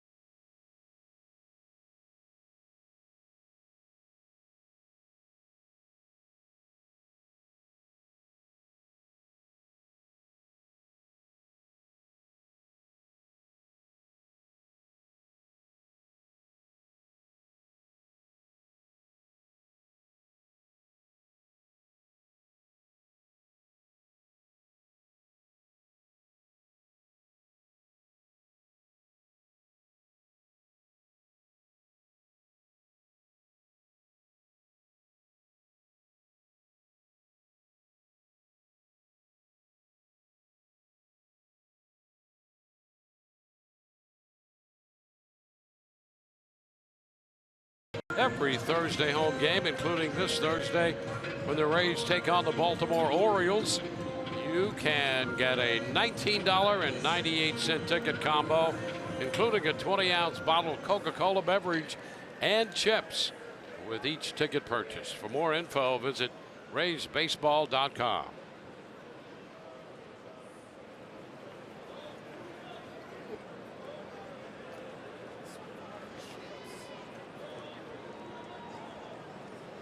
Michael Perez, the Rays catcher, leads off in the bottom of the fourth. 1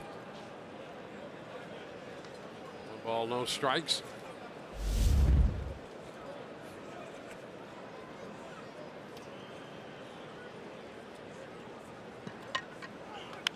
Foul right back. 1-1.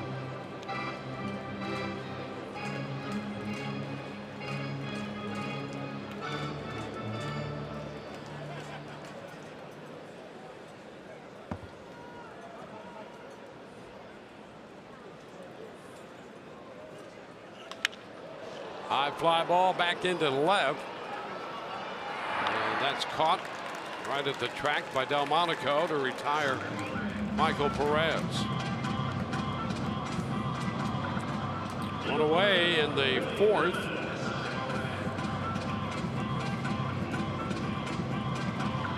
Rays with a couple hits. They've drawn 4 walks. They've been helped by an error.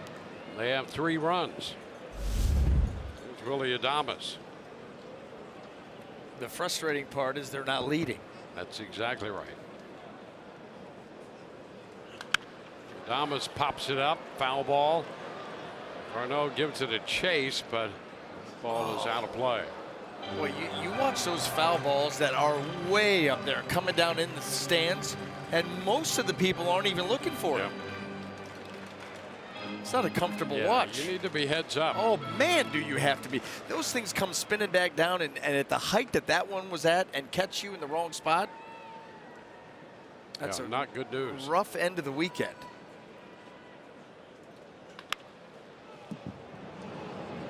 Fouled off the low wall beyond the dugout.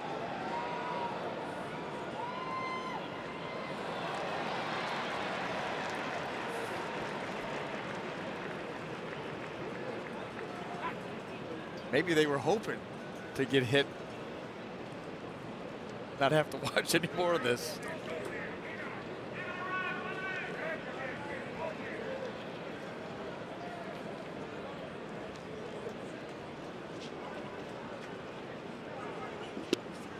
Pitch is down now, 1-2.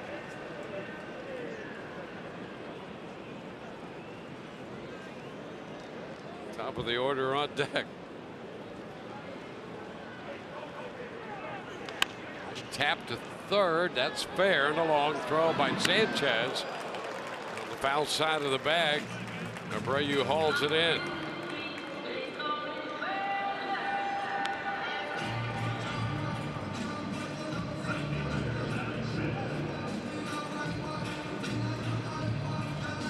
Two outs and the base is empty, and we go to the top of the order. Alex Smith had a base hit in the first. Struck out missing a breaking ball in the second inning.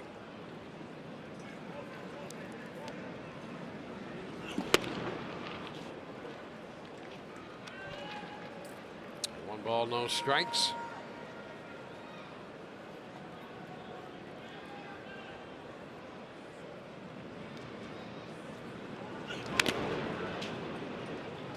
Just a little piece of that one, 1-1.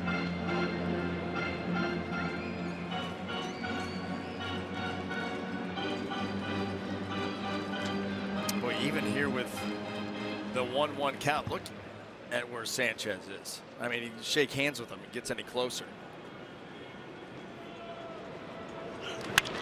And he lines it into center. Another base hit from Alex Smith. A pitch up and send it right back into center field. Yeah, second base hit up the middle, and he just continues to swing the bat extremely well. Boy, he gets a breaking ball and hung up there. It was away, but he's able to just go out there and poke that thing into center. Kept the hands back just long enough. Now you get that speed aboard, 2 outs, and you wouldn't be surprised at all if he doesn't think about going here and go eventually. And you know that the guy out on the mound, James Shields, is well aware of that, so expect a little battle here. Pitcher, base runner. Runner goes, first pitch, throw down, it's not in time. A steal in head first from Alex Smith. Well, and you know what James Shields tried to do right there? Instead of letting him get into a rhythm, he came set and went immediately to the plate. He gave his catcher a chance. Problem was, tough pitch to handle, and then he's got to come up throwing, and that ball just a little bit short and not able to get to the oven mitt in time. So Alex Smith safely in. Now at second base, in scoring position. His 23rd stolen base.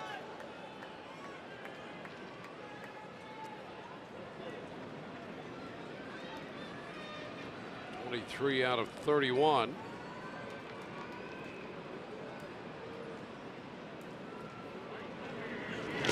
Duffy takes another pitch low. 2-0.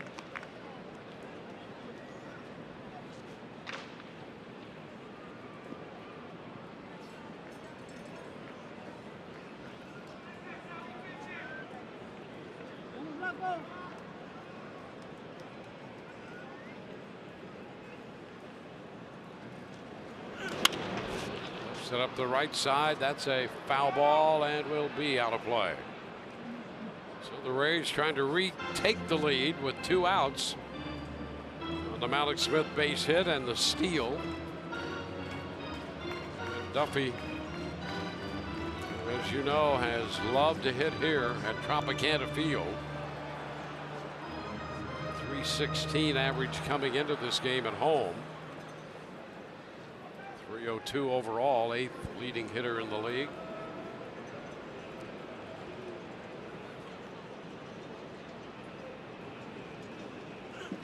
And a cut and a miss makes the count to 2-2.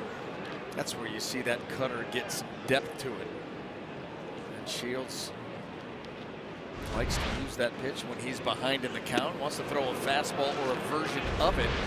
So you cut it a little bit. That one, like I said, took off towards pay dirt.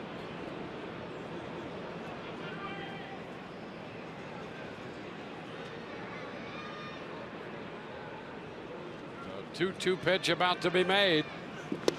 And Duffy is out on strikes to retire the side. Rays leave a man. We're through 4, tied 3-3.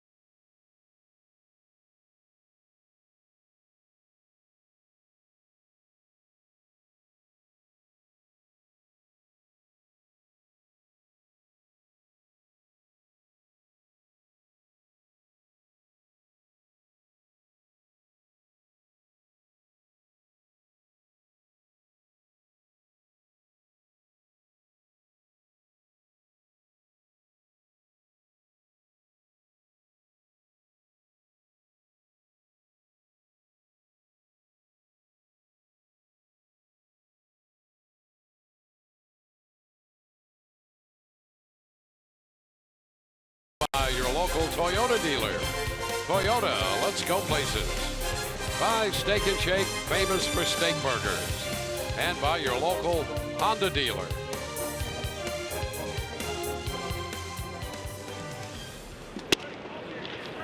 Fifth inning underway. Jose Abreu leading off. 1 ball, no strikes. Single and a walk for the White Sox first baseman today. 2-0. Singled and homered last night. Singled and homered Friday.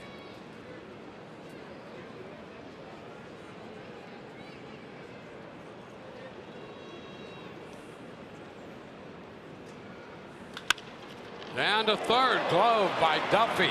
Throw to first, got him on the scoop by Bowers. But nicely done to keep Abreu off the bases for the third time this year. And it started with Duffy down at third. Well, you know what, Dwayne? Let's make it our Bonefish Grill fresh catch of the game. That was a rocket shot.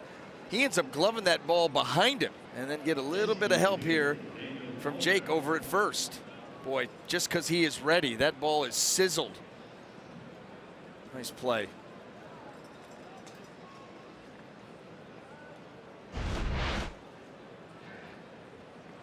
Nicely done, and here's Daniel Palka, the DH. I'll tell you what, that's going to be the impetus right there. That's going to be the impetus for the Rays to take off. Get a play like that, a little bounce in your step as a team. I'll ride that wave with you. Hey, everybody's a little excited. I'm excited. It's a heck of a play.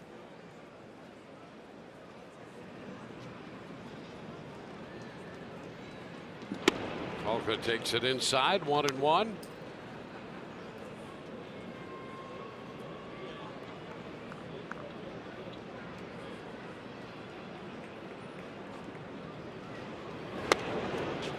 That's a strike, 1-2.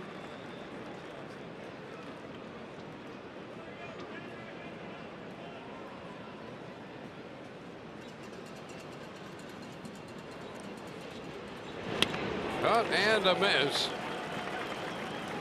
Palka is out of there on the throw down to Bowers. He's out on strikes for the third time today.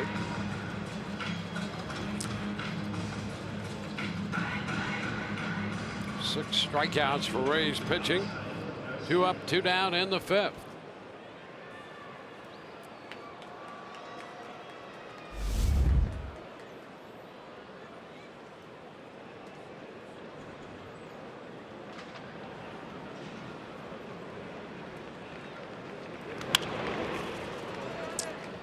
Sayul Garcia fouls away the first pitch for a strike. Well, his leadoff walk in the second inning and stolen base led to a run for Chicago. Runners down 0-2.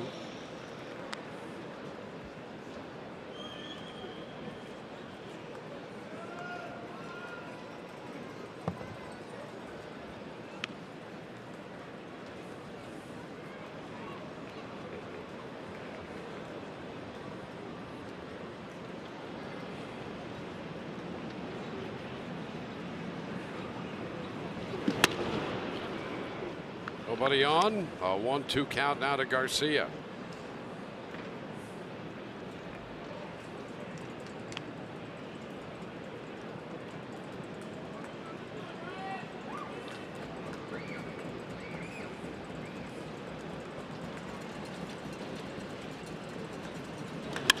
Fly ball to left. That's got some carry.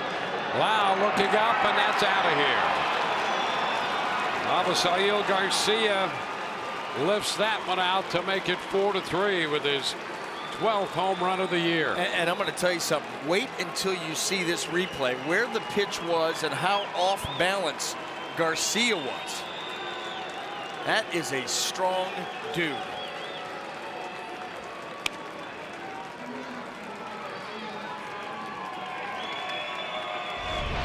You get a guy leaning and reaching like this. That ball did him a little bit of a favor being down and in, but he was well out in front and then ends up just going down and scooping it. One hands it and drops it into the left field seats, and knew it too. Garcia has given the White Sox a 4-3 lead. He had 18 home runs last year.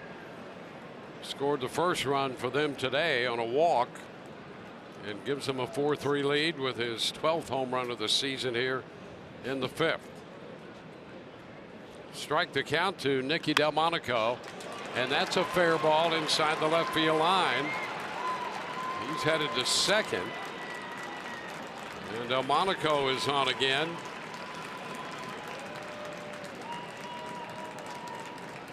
It's his 7th double of the year. You're starting to get some action in this ball game right here. Wrong half of the inning. That ball up and out over the plate. Nicky Delmonico just shoots it in between Matt Duffy and third base, up the line into the corner.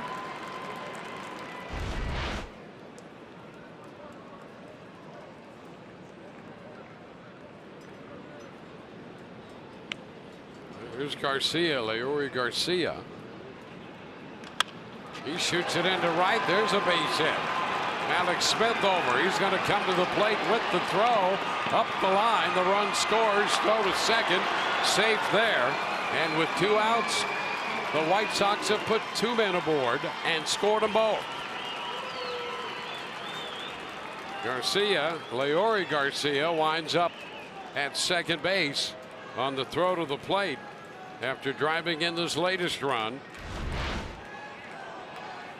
Now there's a cutter. That cutter looked like they were trying to backdoor it, but that ball stayed up. And Garcia, all you got to do is go out there and punch it into right field. It's already up for you to do that. And Alex Smith going to come with the play at the plate, the throw, and Perez moves up to try to get Garcia at second, but Lurie was hustling and gets in there. So, boy, rough go of it here for the Rays with 2 outs. In the span of 4 pitches, a home run, a double, and the single.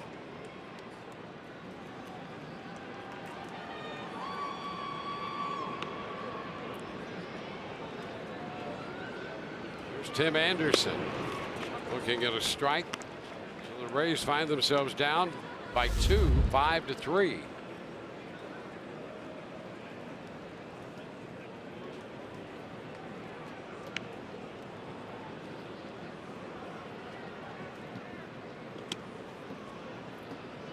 One and one.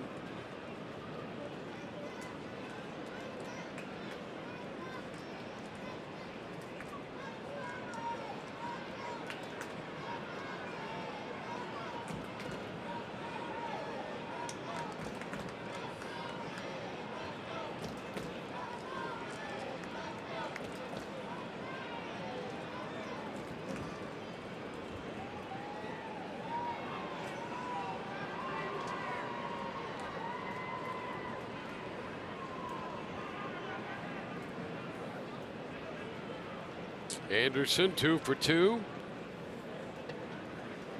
And he's out in front of the off-speed pitch breaker, and it's now 1-2.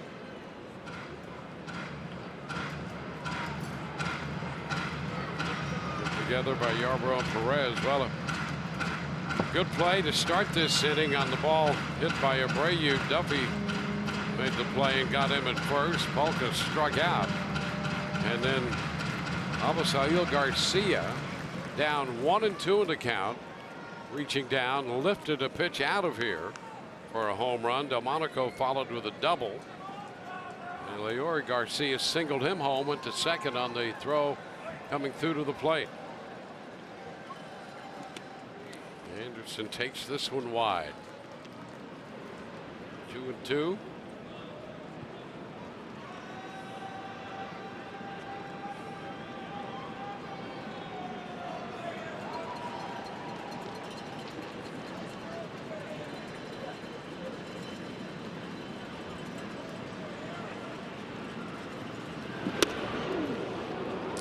Now it's a full count.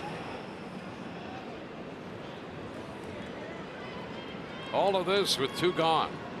Garneau on deck.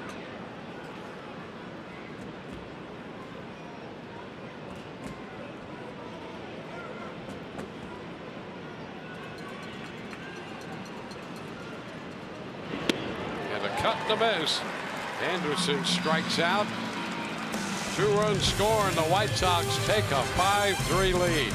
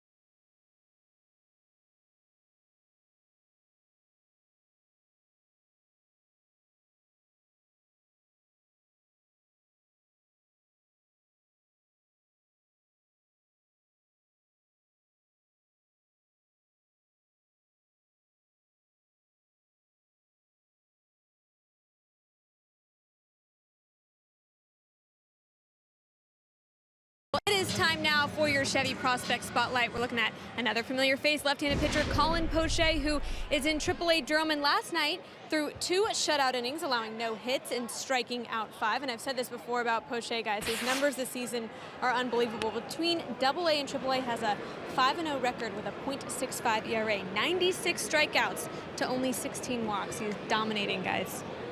Oh, more pitching on the way for the Rays down below. They need some runs right now, trailing 5-3 to the White Sox, facing James Shield. Jake Bauers leads it off. 1-1 the count.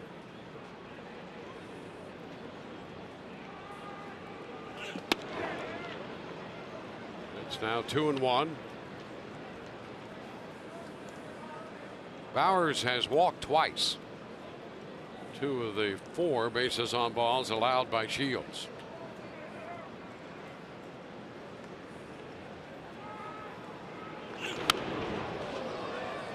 Punches that one back foul.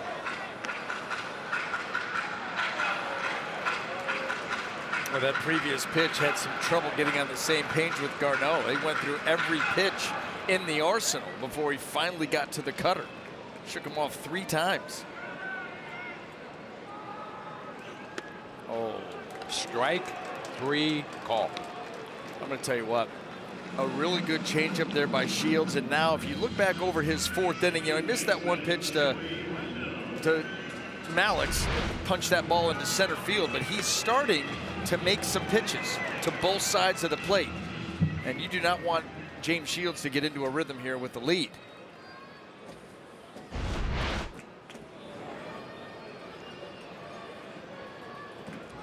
Joey Wendell. There's a strike to him.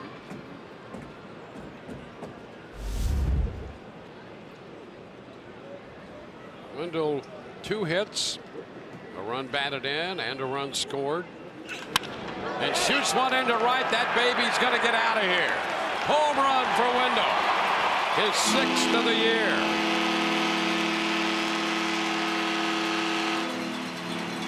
Joey Wendell gives the Rays another run, and they are now down 5-4.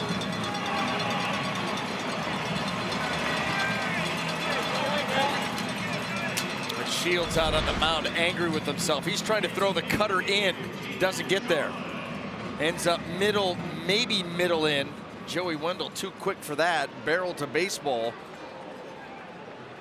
There you go. Well, Wendell hitting in the 4th spot today is 3 for 3 with a home run. Which is wide to Choi. And watch Shields here. A pitcher knows. A pitcher knows.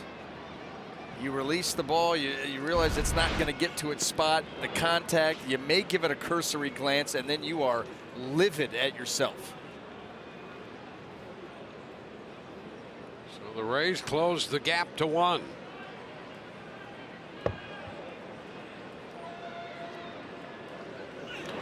That's a hot shot, but caught by Abreu. And Choi is the second out of the inning.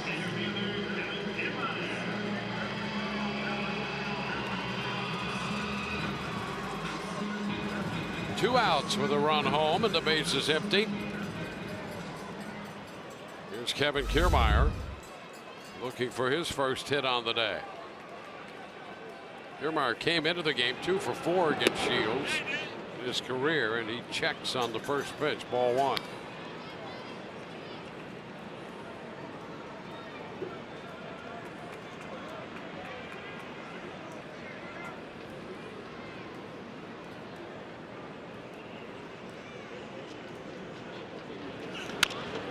That's foul.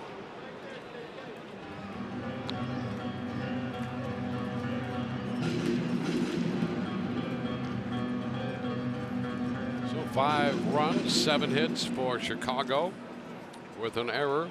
The Rays have 4 runs, 5 hits, and no errors to this point.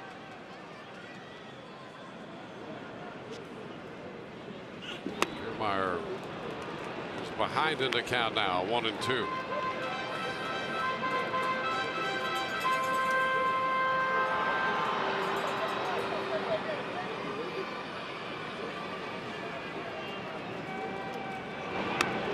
Floats this one in there high, and it's 2 balls, 2 strikes. Every once in a while you'll see a little eephus delivery from Shields.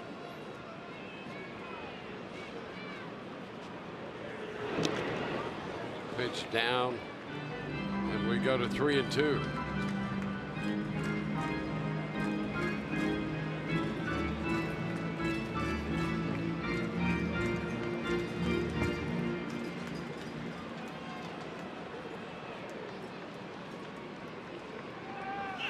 Ground ball back to first, gloved by Abreu, who makes the play by himself. Rays get a run on the home run by Joey Wendell.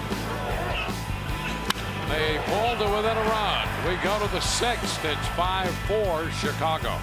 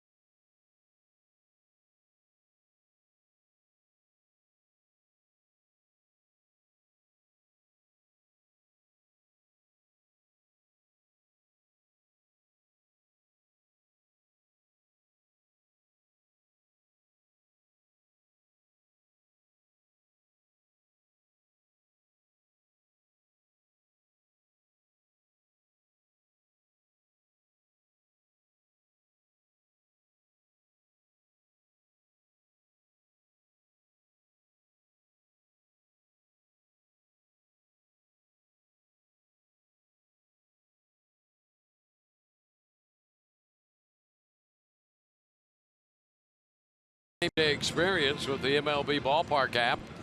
Access and manage your tickets. Enjoy check-in offers, exclusive content, and a lot more. Download the MLB Ballpark app today. Sixth inning will open with Dustin Garneau, the White Sox catcher. And Yarbrough back out on the hill, and the pitch is too high. Yarbrough 3 1/3 innings in so far. He's allowed 4 runs, 5 hits.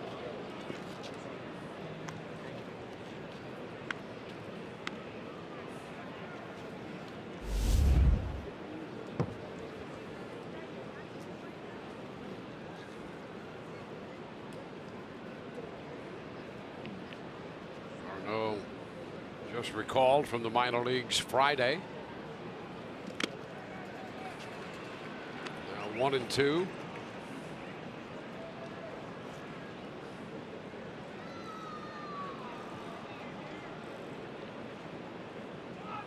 Shields with 5 innings of work under his belt.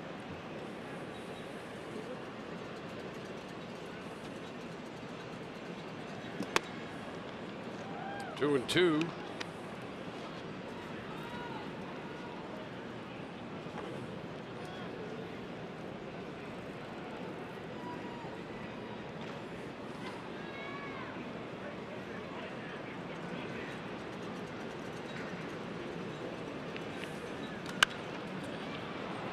On the right side for Bowers. Foul territory, and he's got it for the out.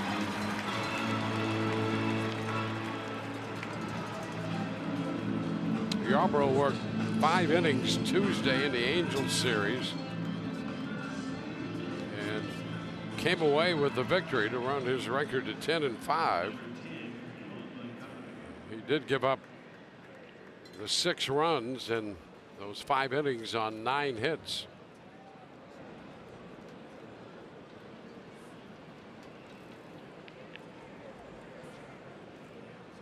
Moncada, the top of the lineup. Pitch is down. 1 ball, no strikes.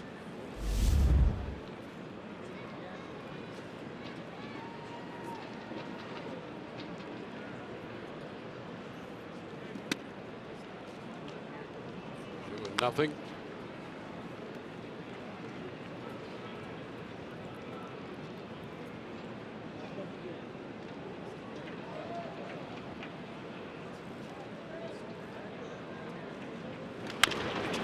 Chopped down to Duffy at third. The throw to first in time. Well, foul pop and a ground ball. 2 up, 2 down from Garneau and Moncada. Yolmer Sanchez makes his way to the plate next. A couple of strikeouts for Sanchez on the day. Sandwiched around a fly ball to center field.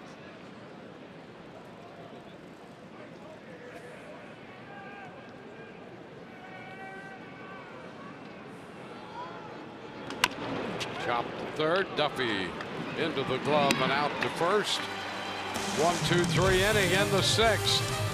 Rays trail by 1.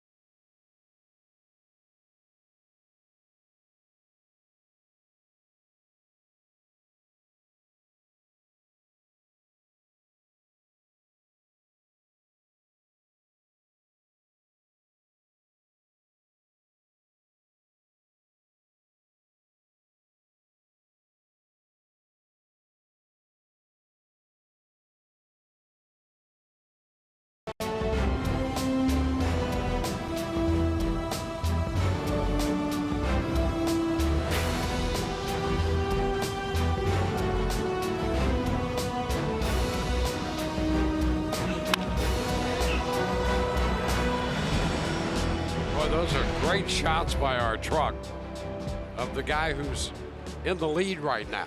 You'd never know it. No, not at all satisfied with the way the day has gone. A lot of crooked numbers in his line. But you're right, at the end of the day, he is leading in this ball game. Brandon Lau leads off here, takes the 1-0 pitch, lifting it toward the left center. And it's going to be caught by Delmonico out there to open the Rays half of the 6th. Young Brandon Lau making his major league debut with his family here. There they are, and he continues to look for his first big league hit. Maybe he's just saving it for later in the game when it's really going to matter. Put the Rays over the top. A little dramatic. Yeah. Yep, sure. That thing in the 8th or 9th. Michael Perez takes the breaking pitch in for a strike.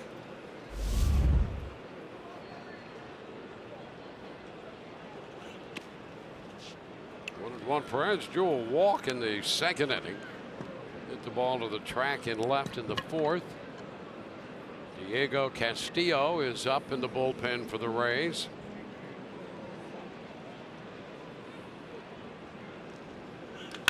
Ground ball on the second base, first base side of second.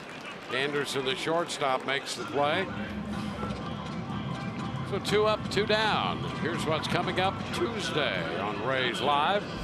Pre-game shows presented by your local Honda dealers.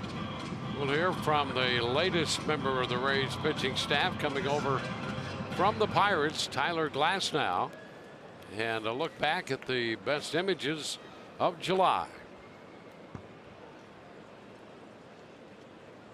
Willie Adames. That's a strike on the corner.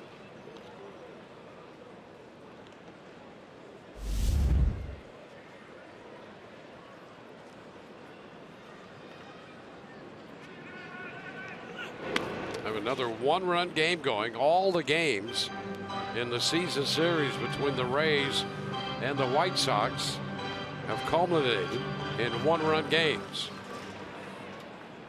Rays are 20 and 25, 45 1-run games for the Rays. Oh, have not been a stranger. It's kind of the way the team is built, though. 1 and 2. Well, being fundamentally sound, a very important part of trying to win 1-run games. You have to find ways to win them, not ways to lose them, and that's why you do have to be fundamentally sound. You cannot afford mistakes in the field, on the base paths. You know, the way that this run prevention has become a big thing again. More athletic, better defensively, pitching staff doing a lot of different things out there to try to give hitters and opposing lineups different looks. And their offense, though versatile, is not a powerful offense. They're not going to just go out and beat on you night in and night out via the long ball. They've got to put together some innings, so that leads to close games.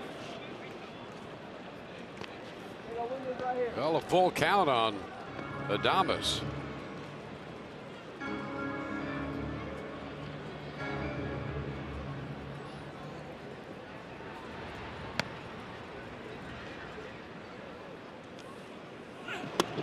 And a strike is called. That ball popping away from Garneau, and the throw down to first will complete the strikeout. So it's a 1-2-3-6. It's 5-4 Chicago.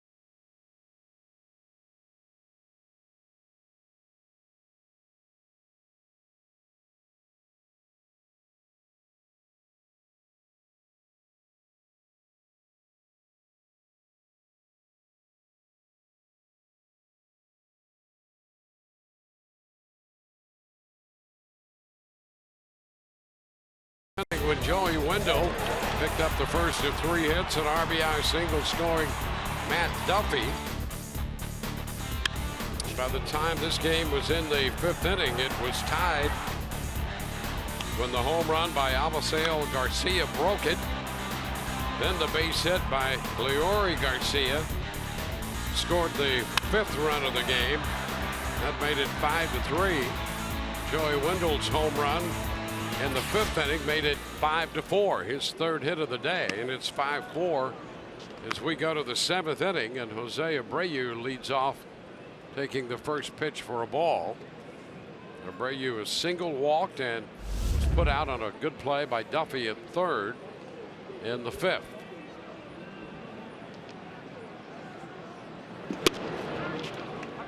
And that will be a strike.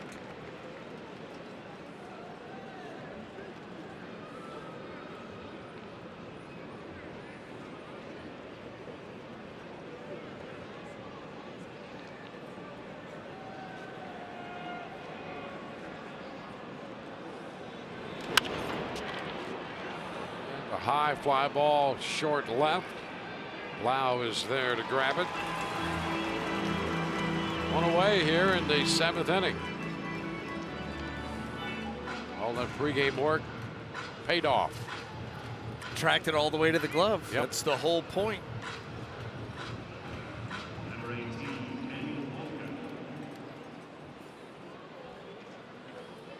Daniel Palka will be the hitter. 3 strikeout day for the White Sox designated hitter. Upstairs 1-0.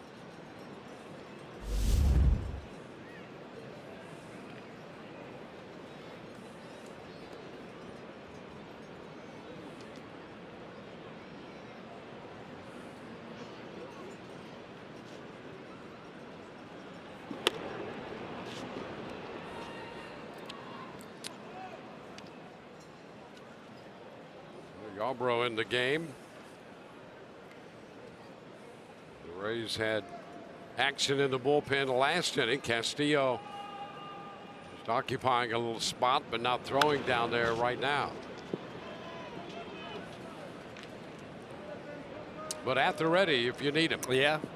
All it takes is a phone call.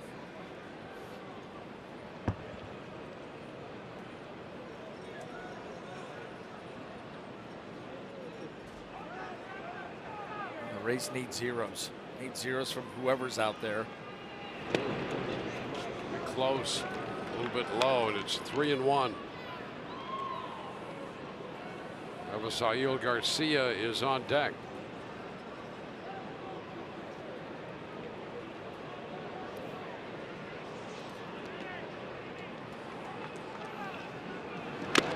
Now full count.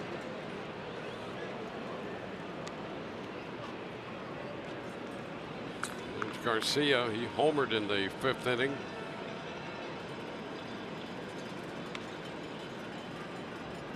Each team with a home run. Joey Wendell hit 1 for the Rays.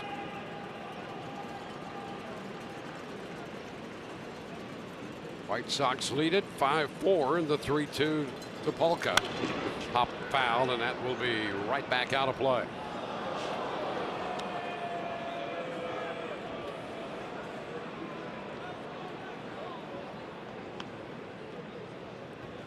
Wendell's had a good day at the plate. 3 for 3. A couple of runs batted in, 2 runs scored.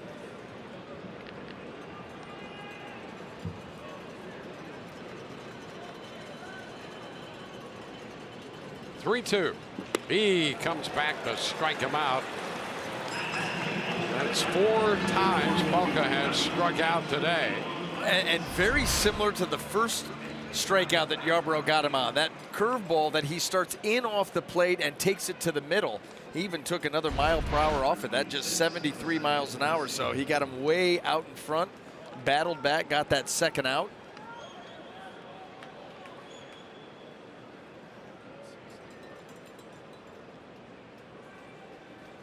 It's Abisail Garcia.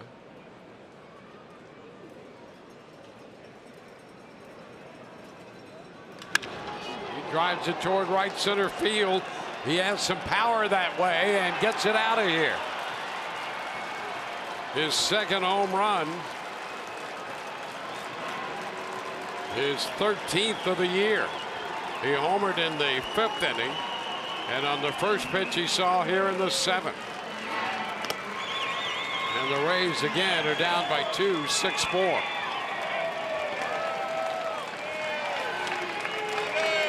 Each of his home runs here this afternoon showcasing his strength. That first one, he's way out in front to left, and then the cutter here that's out over doesn't get in on him. He just waylays that deep right center field. Well out. Delmonico pops it up. Perez after it, but no chance on the dugout roof. Strike one. I'll tell you what, Dwayne, too, when you look out at where he went out in right center field, that's deep. Yeah, it is. It says 370, probably more. It does look, you know, I mean, listen, it says 370, but it does look rather deep. And for as quickly as he got it out, as many rows up as he did. Impressive shot.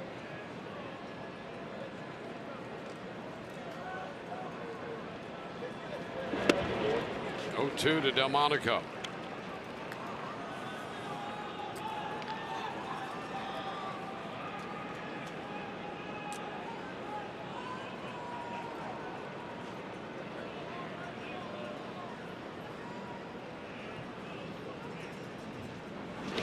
Delmonico did go.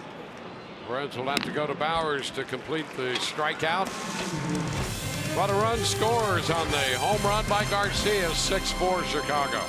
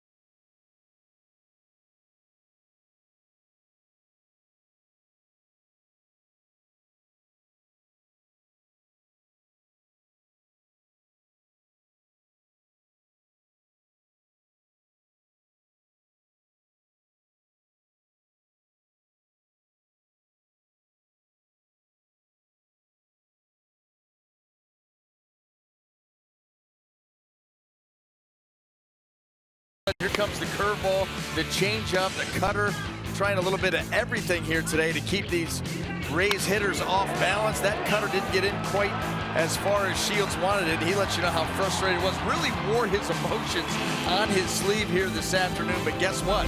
He ends up getting through 6 innings. He always has had that tendency, no matter if he was sharp or not, finding a way to battle through a ball game. 6 innings, did have the 4 walks, but 6 strikeouts, only 2 of the runs earned, and he leaves with a 2-run lead. 114 pitches. Struck out 6 and walked 4. And the former Ray, Xavier Cedeno, is on the mound to pitch. He's out for the 23rd time. Cutter curveball. That's how he gets the vast majority of his outs, giving up just 1 home run in 16 2/3.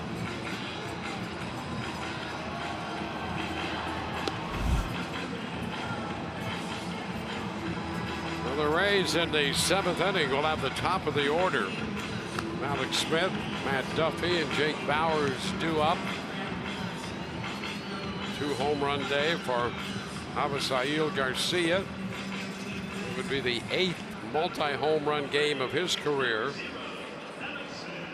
Most recently on the 3rd of July against the Cincinnati Reds in Cincinnati.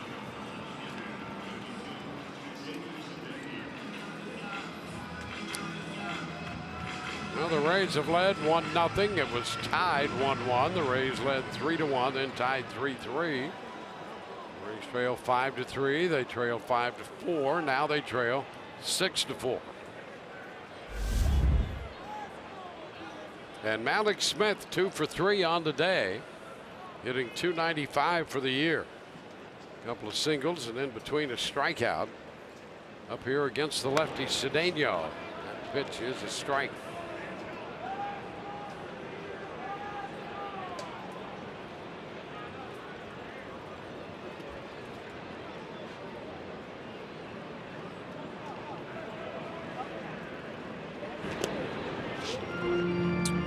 One.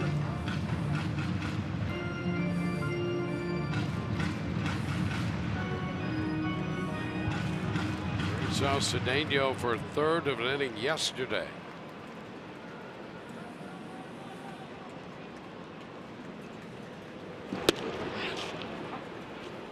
Now 1-2.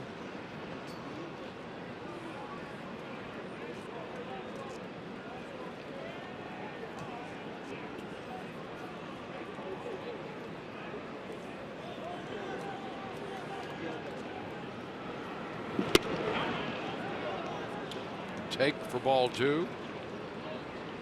2-2.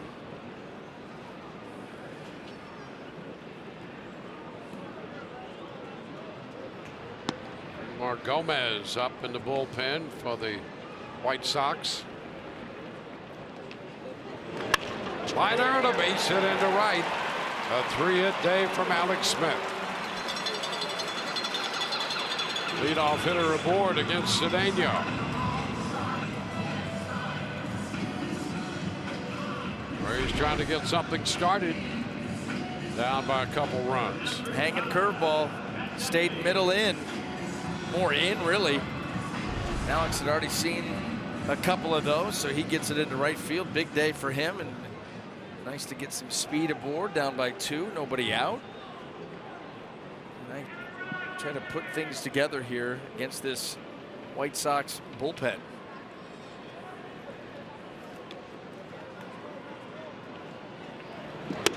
Matt Duffy, which is a ball.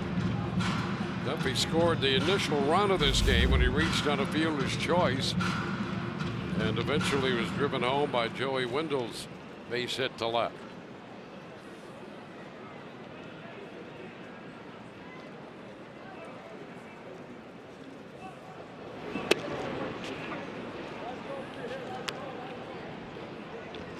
One.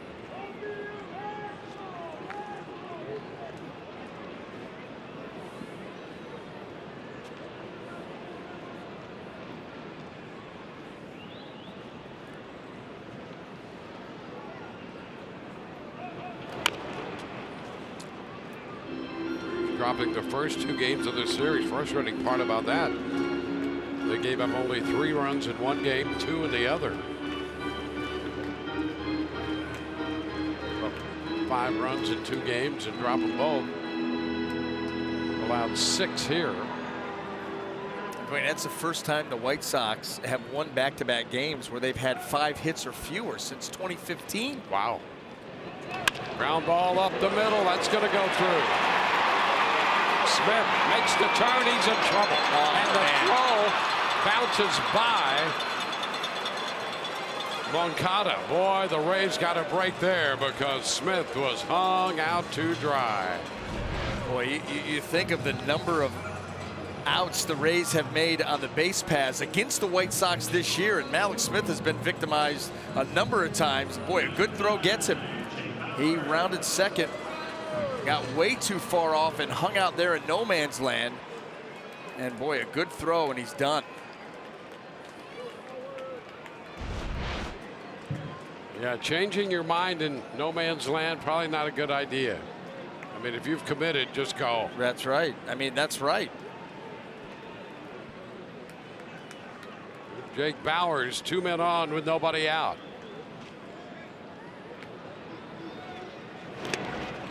Takes it low.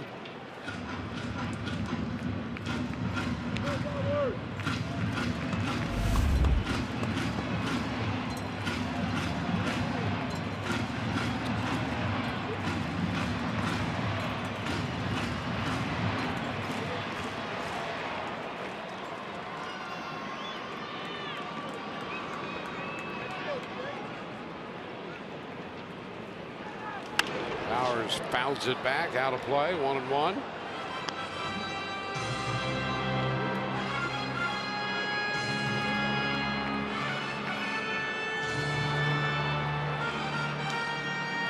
Rays have collected 7 hits. Putting the first 2 men on here in the 7th inning.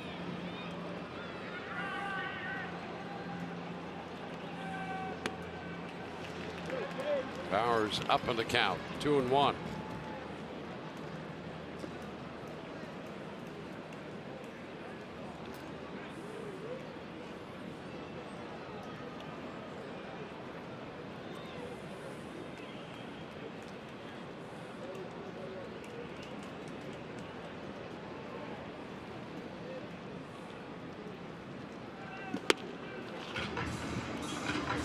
Two.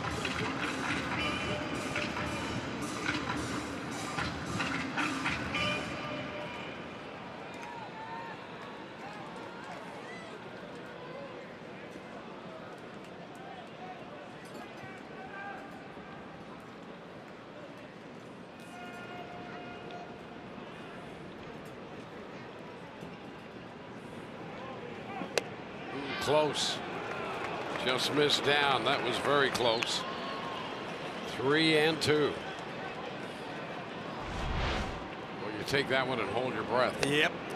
But you know what? You've got the right guy behind the plate if you are going to take it, because Jerry Meals has, I don't want to say been squeezing guys all day, but he certainly has not been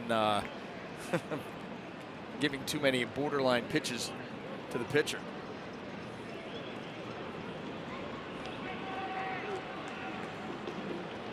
Three-two.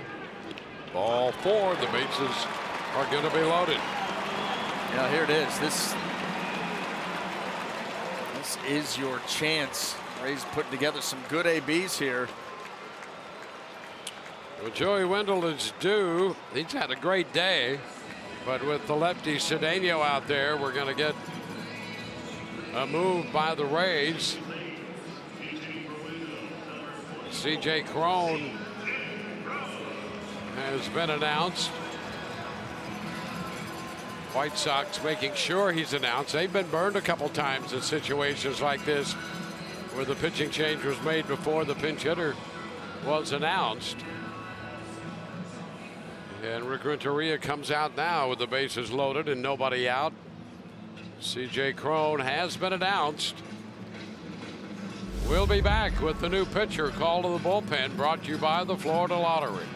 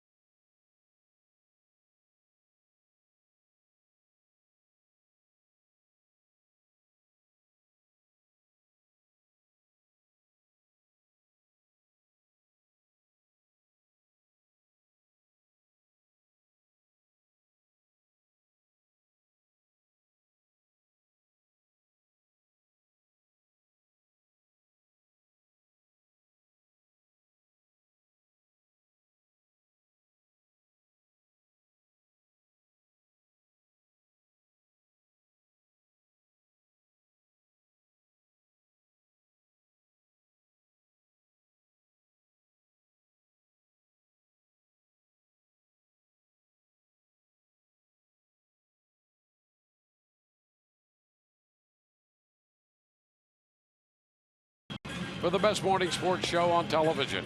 First Things First, weekdays on FS1 and streaming live on Fox Sports Go. Your morning routine just got a whole lot more fun.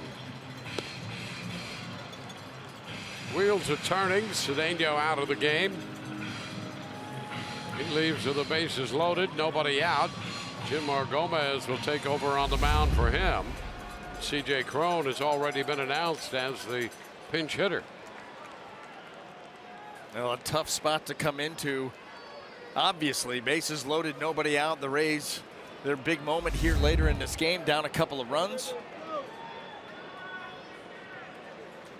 Wendell lifted. He had gone 3 for 3. And here's Cron. Out in front, strike one. Tight slider to get ahead.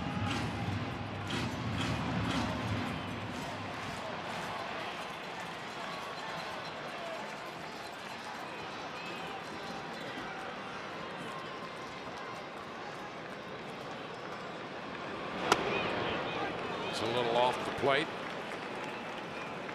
1-1.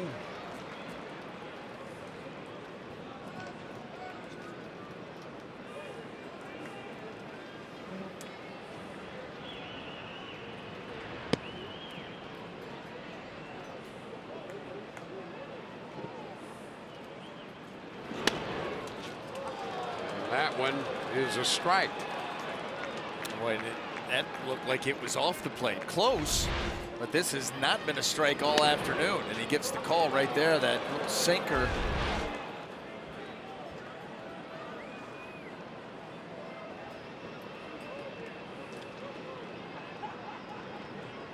The 1-2. He has to reach for that one and is out on strikes.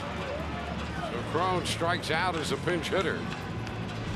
Here's the pitch. Took that slider right off the plate, and C.J. Cron just could not hold up as he goes out there to try to spoil that pitch.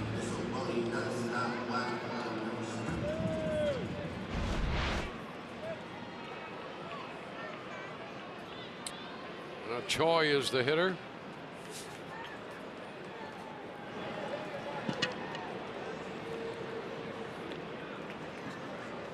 And a base hit punch to the left side. Smith will score. Duffy heads to the plate. And on the first pitch, Choi comes through to tie this game. His second and third runs batted into the game. How about that? Well, you know, and you're looking here going, and now the move is made. But you're saying to yourself, do you go the lefty and maybe get Carlos Gomez, or do you go righty on Choi? He picks Gomez on Choi, and it backfires, and now Gomez comes out of the game. Another interesting move here made by the White Sox. Yeah, he had Fry ready. So a call to the bullpen brought to you by the Florida Lottery.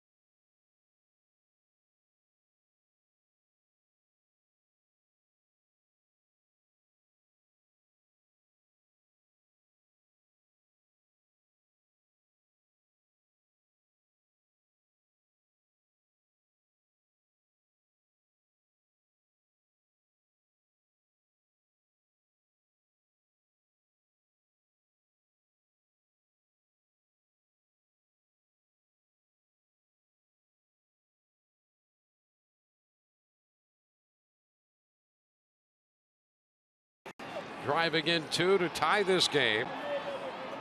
And now Jace Fry into the contest to match up against the left-handed bat of Kevin Kiermaier.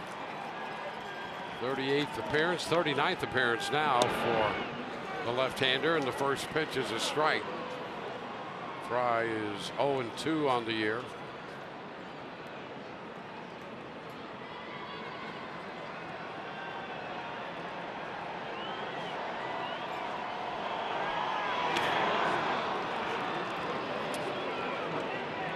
Two.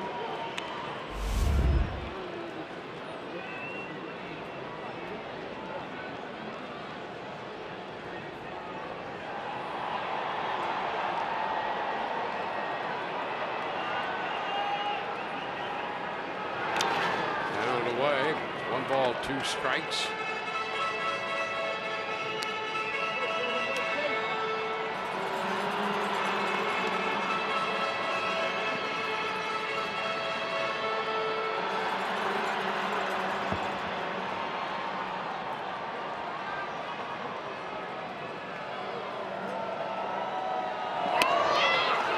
Two and two. Fry was in the game Friday for 1 hitter. Gave up a base hit to Joey Wendell. Facing Kiermaier in this spot. 2 men on with 1 out. And after getting up 0-2, the count is full.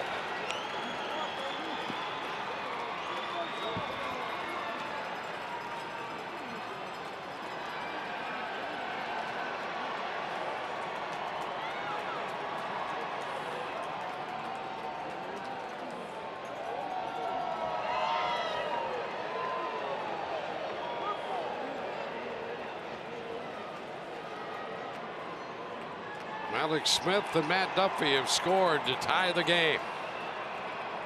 Kiermaier fouls it. Hit it again on the backswing.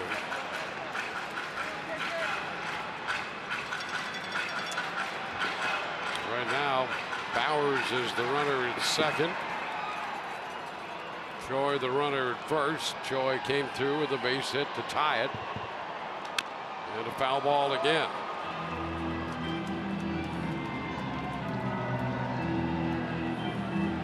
A full count on Kiermaier. Brandon Lau is on deck.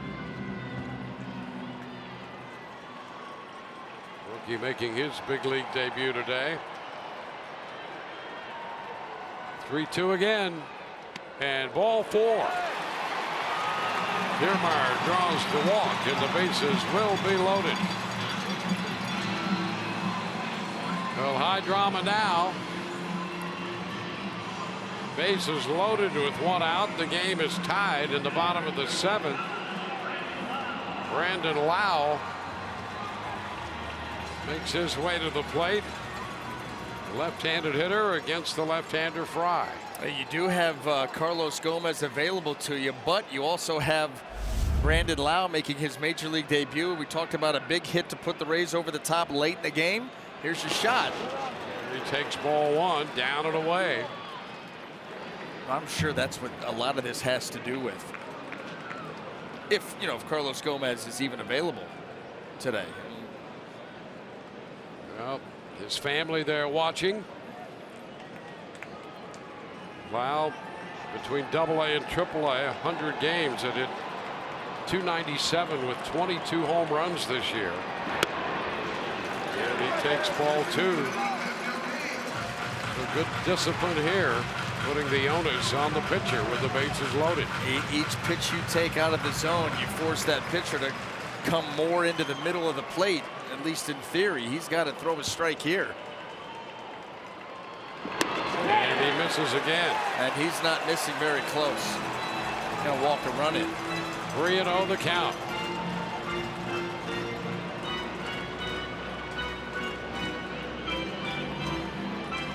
Bowers third, Choi at second, Kiermaier at first.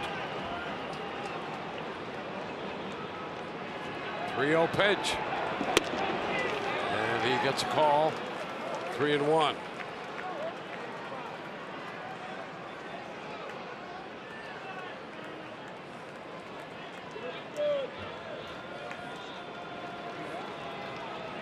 Rays have tied it in the 7th. And the foul ball is out of play on the 3-1 fastball. Count has gone all the way to 3-2.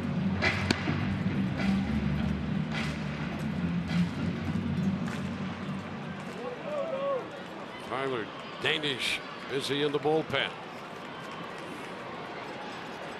And the 3-2 swing and a miss.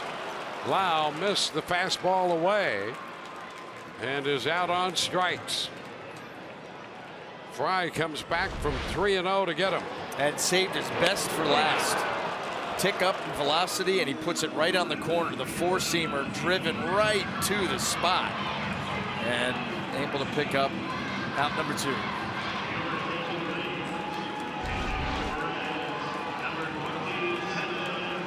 Well, now Perez will be lifted for the pinch hitter. Gomez will hit for the Rays catcher Perez. And with this announcement, Renteria out to make a call to the bullpen, brought to you by the Florida Lottery.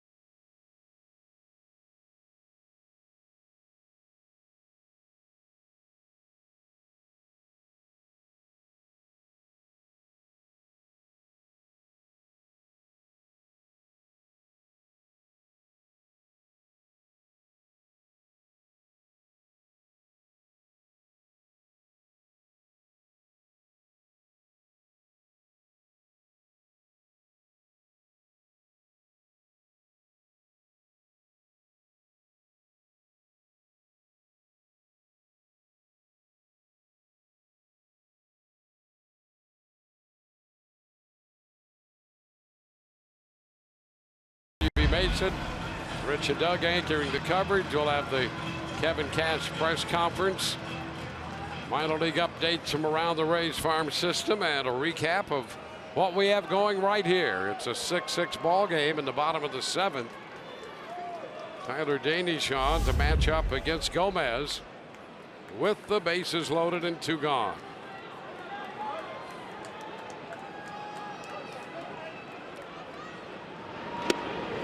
Pitch stays inside just a bit. Danish worked the game Friday.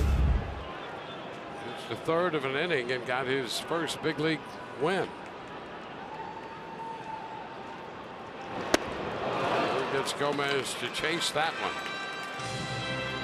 1-1. Has a little short arm action from the side. He's watching as he sweeps this breaking ball. Just takes off. We're seeing more and more of that, the extreme arm angles and how different teams will incorporate that into their bullpen, left side and right side. This is inside with a fastball. Gives you a little herky-jerky delivery too.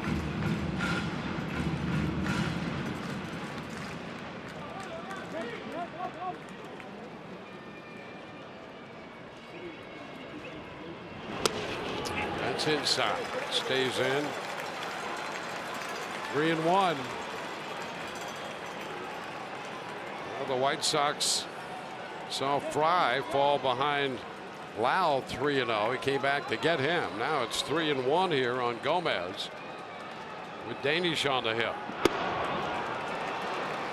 Throws him a strike. 3-2.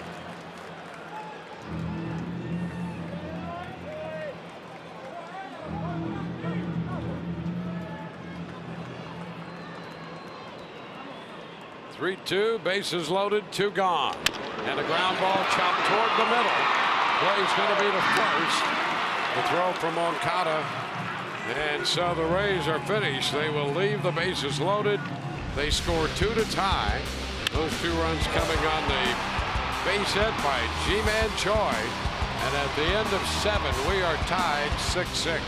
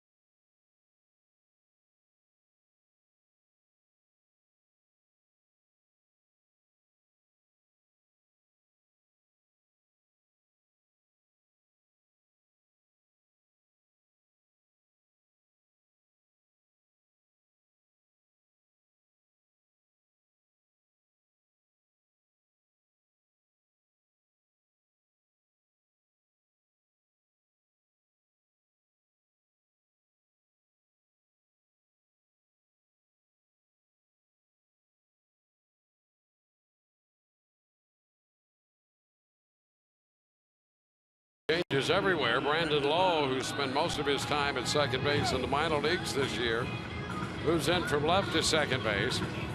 C.J. Cron takes over at first. Jake Bowers moves out to left.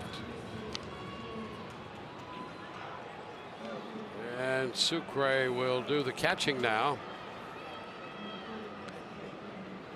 So the Rays move their defense around. Diego Castillo will be the new pitcher. 5 1/3 for Yarbrough, 6 innings, 6 strikeouts, 3 walks, 5 runs, 94 pitches. Tagged for a couple home runs. And now it's Castillo in a tie game to open the 8th.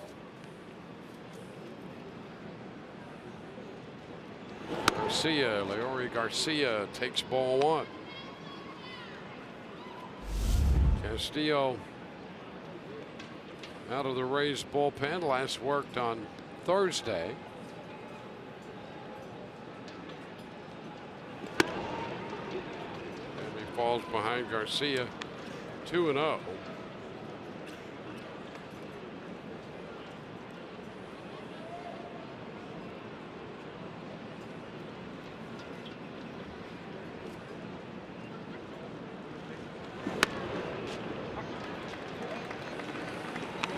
One.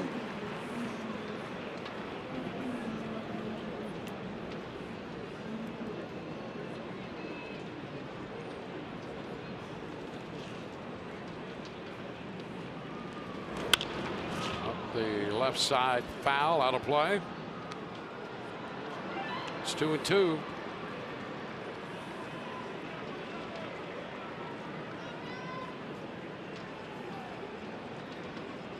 Hunter Wood started this game, was the opener, technically speaking, for an inning and 2/3 in Yarbrough, 5 1/3. There's a strikeout of Garcia. 10th strikeout for Rays pitching today. And the first out in the 8th.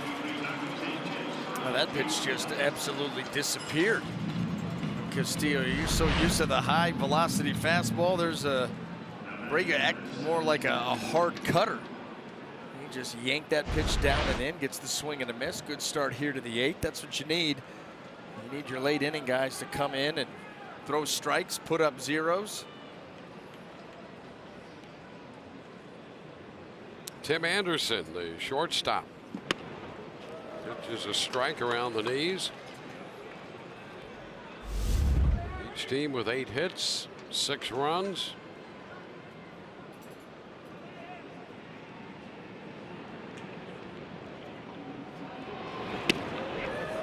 Again, talk about just falling off the edge. Yeah, he's feeling that pitch right now. Good slider.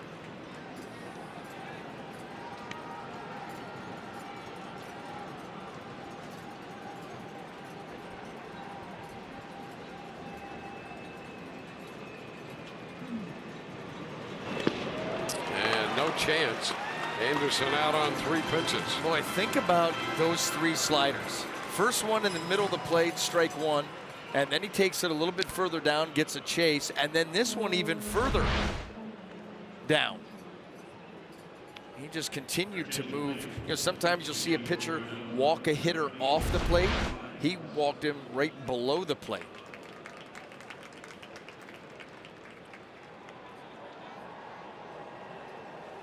Omar Narvaez will pinch hit for Garneau. Garneau had walked, singled in a run, and fouled out. So Narvaez is the hitter.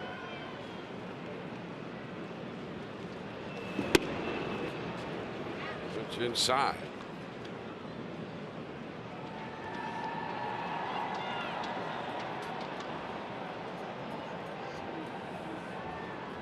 Eleven strikeouts for Rays pitching. Giving up 5 walks, 6 runs. 1-1 to count. Each team with 8 hits.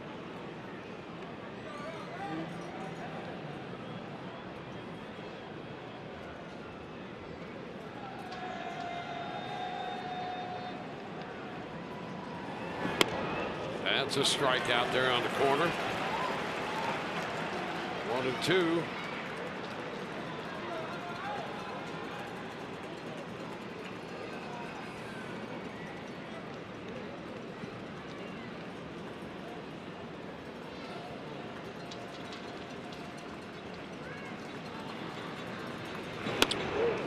Wide, 2-2. Rays sent 8 men to the plate in the 7th inning to score 2 runs. They left the bases loaded and managed to tie the game. Top of the order, Moncada on deck for Chicago.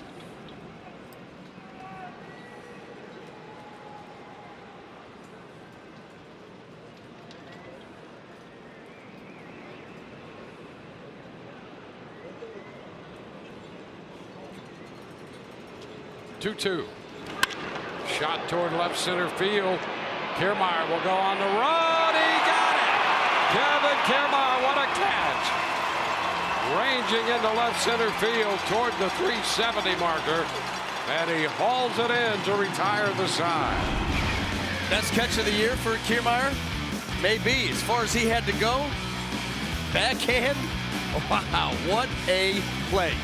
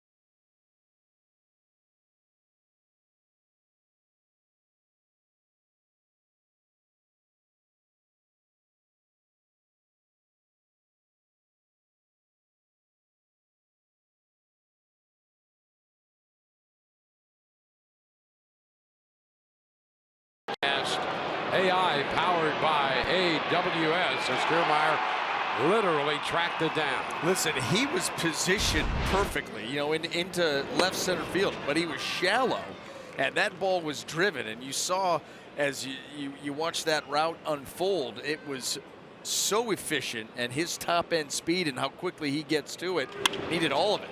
There's a shot toward right center field off the bat of Adames, but right there to make the catch is Garcia. Take another look at Kiermaier's handiwork out there. Very rarely do I ever think off the bat that Kiermaier's not going to have a chance. But initially you thought, boy, that's going to be tough. And you see all the speed, all the ground covered, the reach, the backhand as far as he could go, and then the tumble into the wall. That's as good as it gets. Yeah, just enough room for the tumble.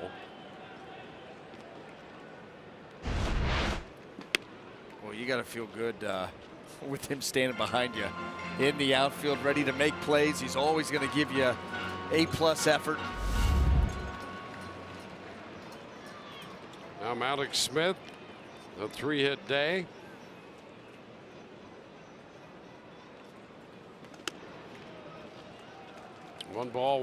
Two balls, no strikes now. I think it.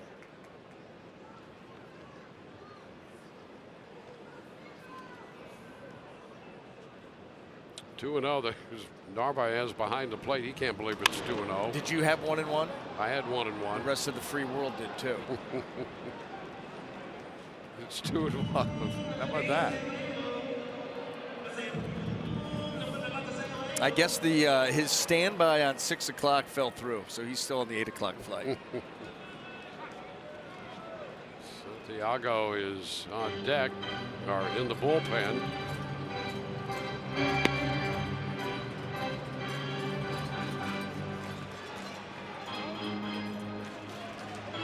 So 1 out, nobody on. 2-1 to count on Mallex Smith. And a base hit slap to the left of Sanchez. That's 4 hits for Mallex Smith. Sanchez had been playing him cozy for the entire series.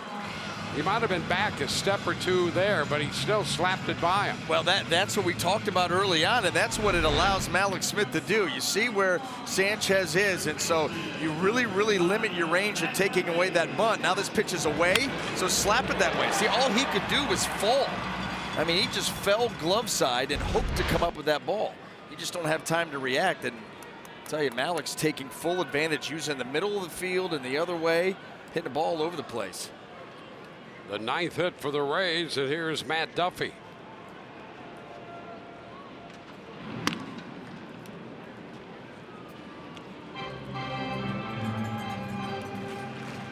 Duffy singled and scored in the 2-run 7th when the Rays tied it. Alex drawing some attention over there at first base.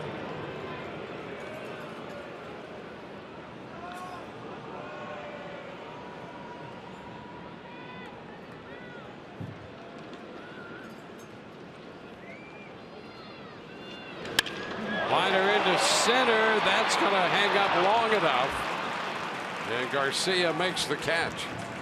Just for a moment, a fleeting moment, it appeared that it might get down, but Garcia got there in time. Well, and I'll tell you why right there, Dwayne. He's positioned out there into the right center field area. Look at the line drive. It just tracks right to him.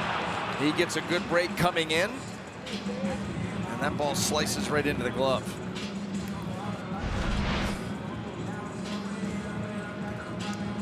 Well, 2 outs with a runner aboard and another pitching change coming.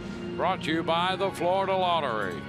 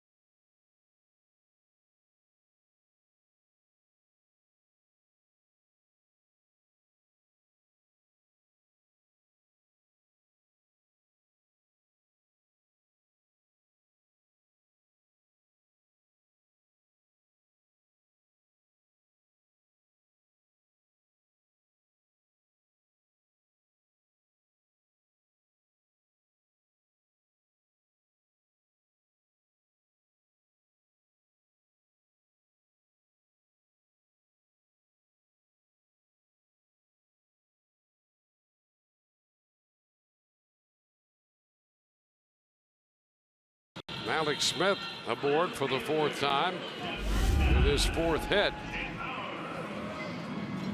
And Hector Santiago will be the new pitcher on the matchup against Jake Bowers. Well, 36th appearance. He's worked 75 innings, 67 strikeouts, also 43 walks. Keep an eye on the command here. So his shoes tightened up, ready to go.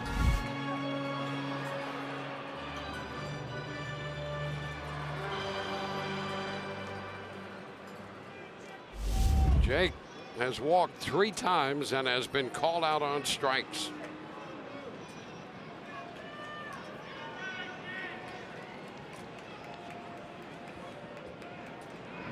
Alex draws a toss from Santiago. Well, opposing base stealers, 3 out of 5 in the stolen base department. Does have 2 pickoffs.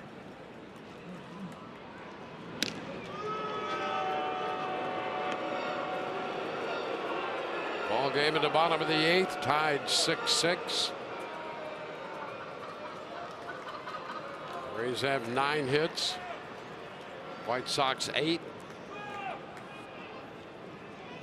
Alex takes his lead again. And the pitch is a strike to Bowers.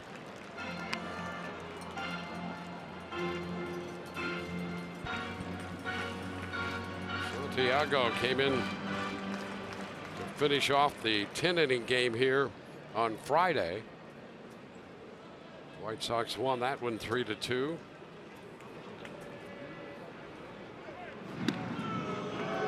Tied 6-6 in the 8th of this one.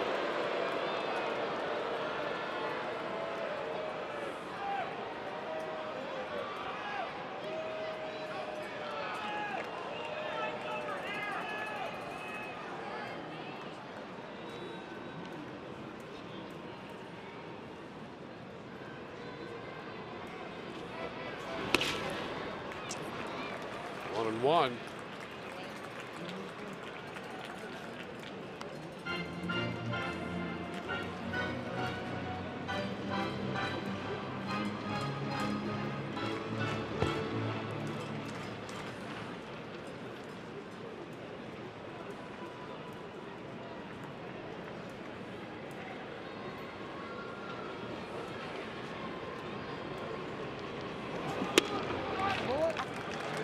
Just got the corner, barely picked it up. Now it's 1-2.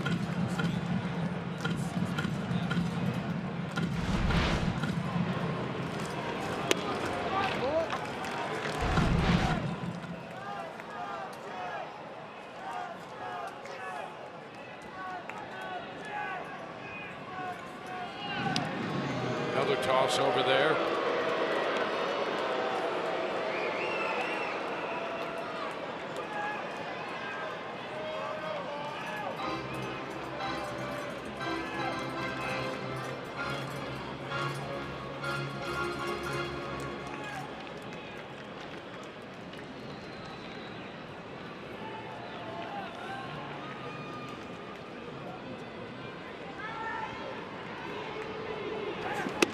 And strike 3 called on that outside corner.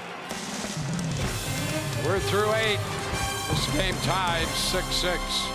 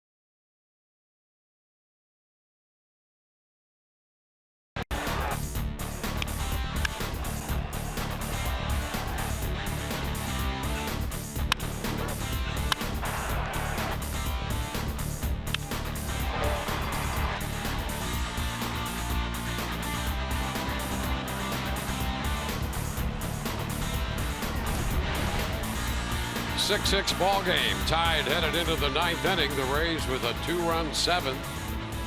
The team scored in the 8th when we go to the 9th with the top of the order. Yohan Moncada due up for the White Sox. Diego Castillo had a 1-2-3 8th inning, including a couple strikeouts. And Moncada swings over the first pitch, strike one.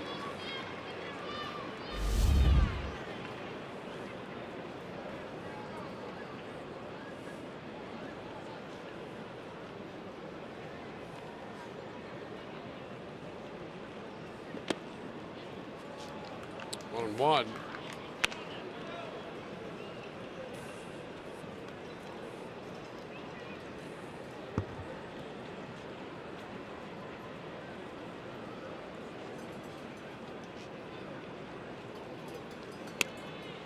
It's a 2-1 count.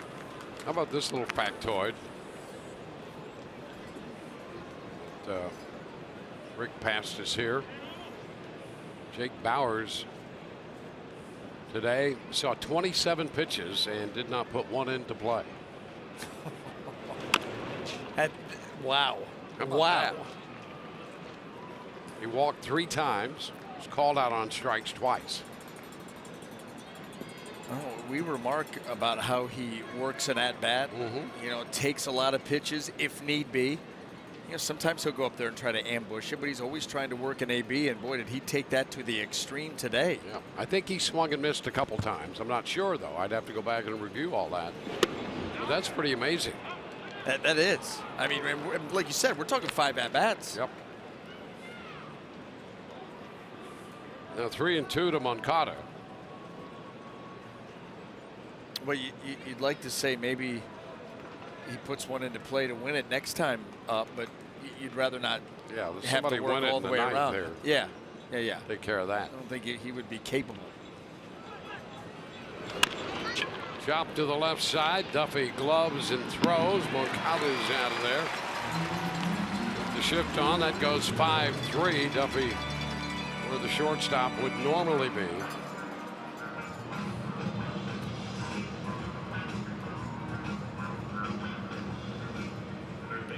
Yolmer Sanchez will be up.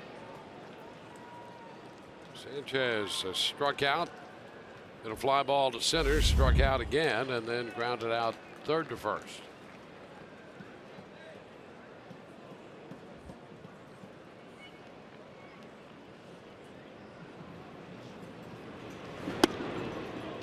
It's inside, 1 ball, no strikes.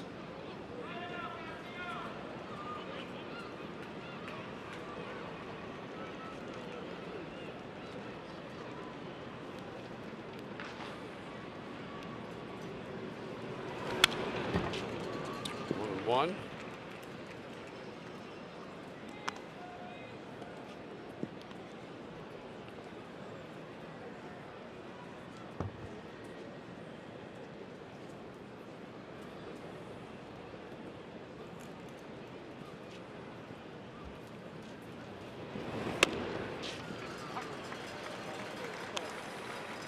Ball, 2 strikes. Hunter Wood for an inning and 2/3. Ryan Yarbrough 5 1/3. Castillo now an inning and 1/3. Abreu on deck. And that will be strike 3. Sucre down to Crone to complete that strikeout.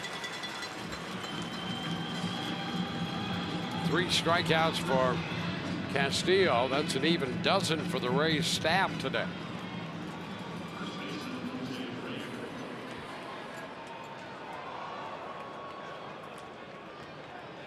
Now Jose Abreu.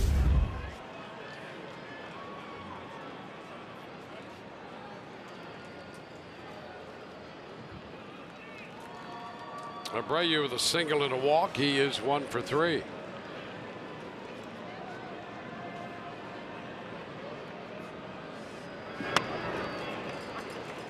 Which is a strike.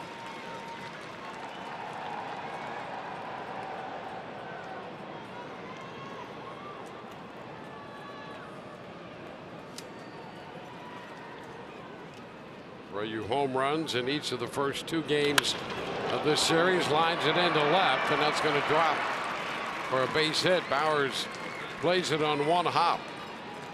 I hate to say that you would take that, but where that pitch was and how hard he hit it, good thing it was just a line drive. And Brayu continues to swing the bat well, and this pitch in a danger zone, middle of the plate. Just be lucky that that's a single.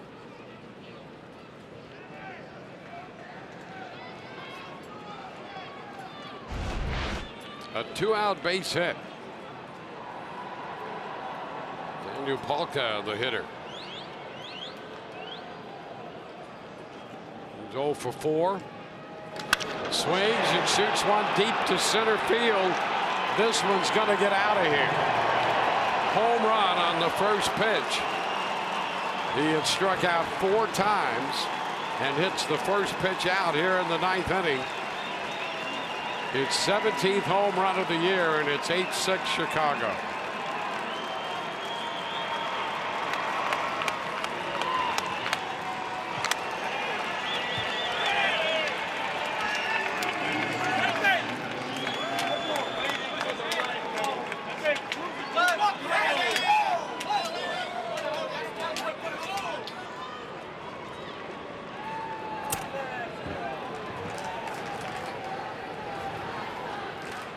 So Palka, a long one to center.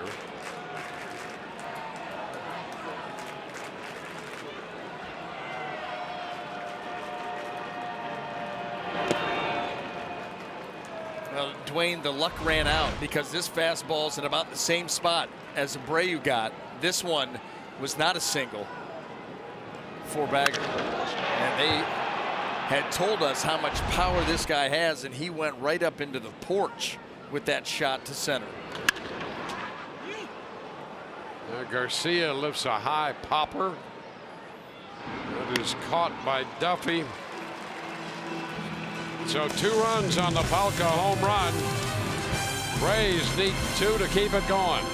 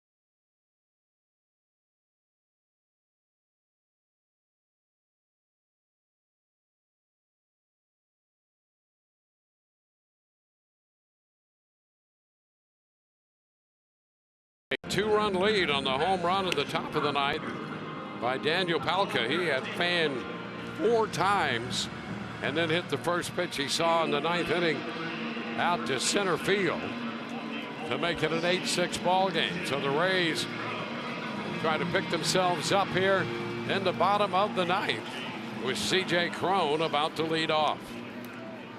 Well, Santiago stays on. And nobody warming, so it'll be up to him, at least at this point. And the Rays need to get it started right away. First pitch is down.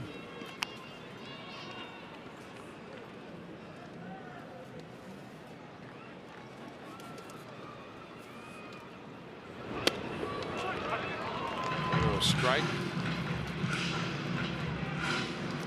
Santiago closed out the game, the 10-inning game Friday. Picked up a save. There's a shot to right center field. That ball is going to be off the wall. Cron winds up going into second with a double. Well, there's the start, and a pretty good one.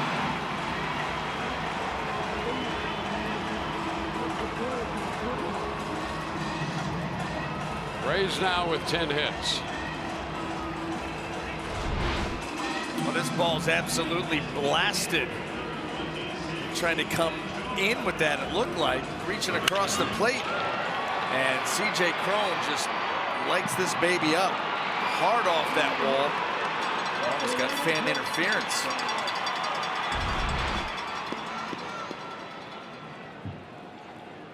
Ji-Man Choi, he had a big hit, driving in 2 in the 7th inning.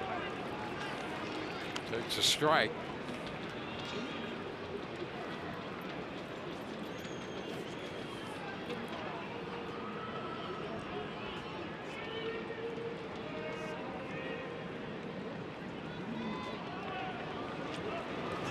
Choi with 3 runs batted in total today.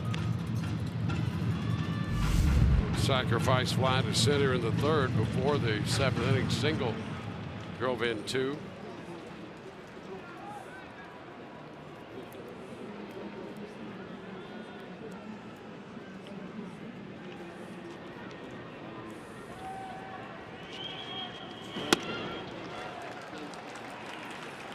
Let's go back to the 7th, and here's that line drive by Choi. Inside out, right into left field with the bases juice. That would tie it. Fired up. Tied again right here with a hanger. So good.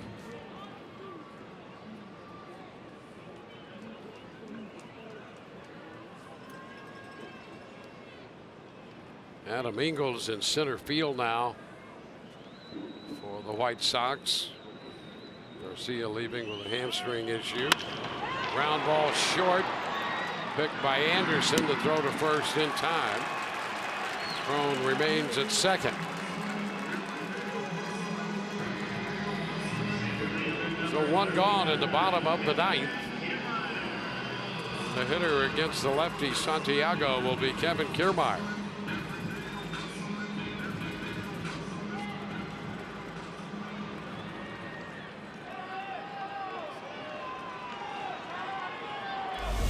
Kiermaier, nothing of 3. He walked in the 7th.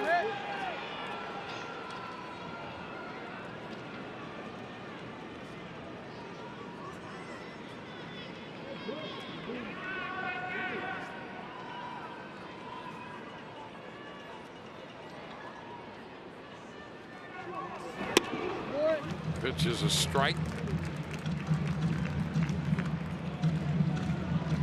Well, the Rays need a rally here to avoid being swept by the Chicago White Sox.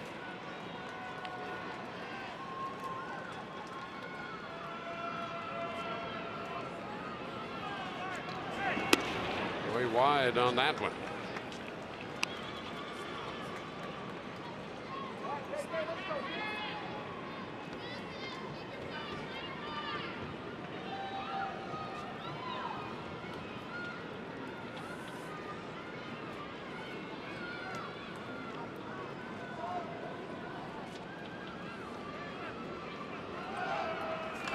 That's a base hit toward the corner.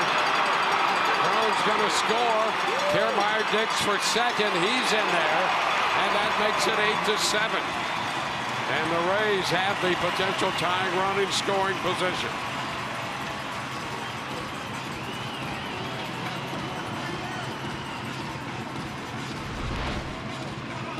Now comes with another 4-seamer, but it's elevated, and Kiermaier can put just a nice swing on it and hammer that ball the other way.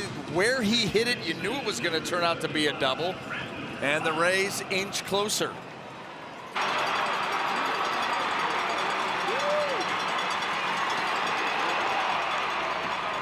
Double by Kiermaier, and now Brandon Lau making his major league debut today up here.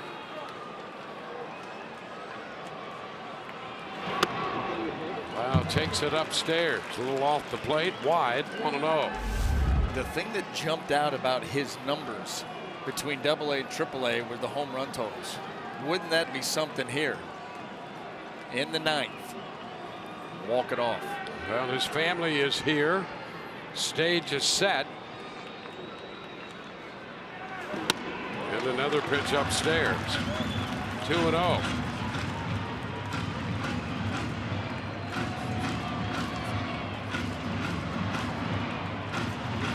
Braves with a run home in the ninth to cut the deficit to 1.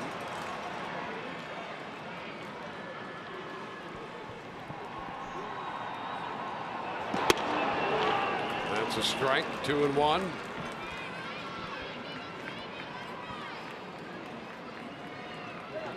Double by Crone. And the 1-out double by Kiermaier to get the Rays to within 1 and place the potential tying run at second base.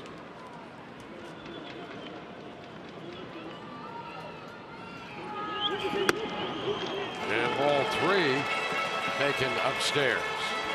3-1. They want to know where that pitch was. Was it up? Was it up and away?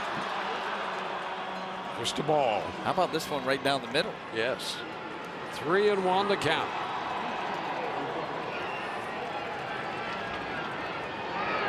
And a cut and a miss.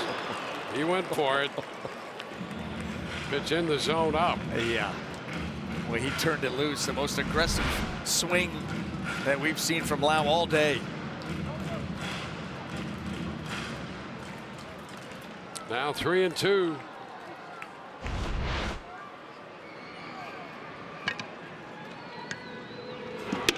And he takes ball 4 outside. So the walk.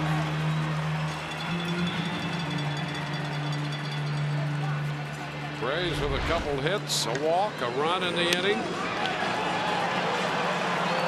Gomez will be the hitter. Don Cooper, the pitching coach, heads to the mound.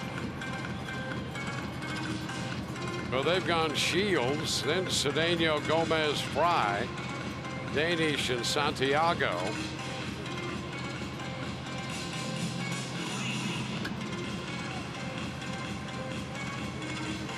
Big conference on the hill with Gomez due up. Jerry Meals goes out to push it along.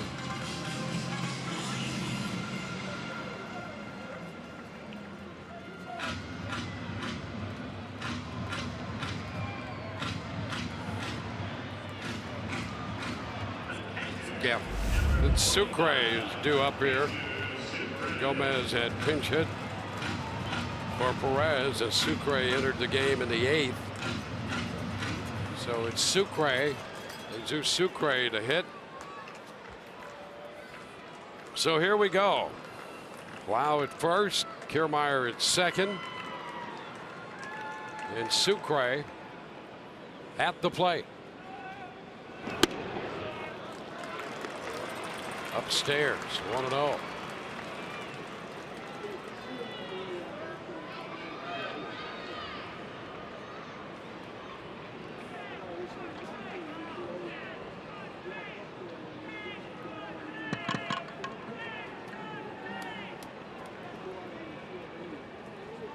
Runners break. The pitch is fouled back.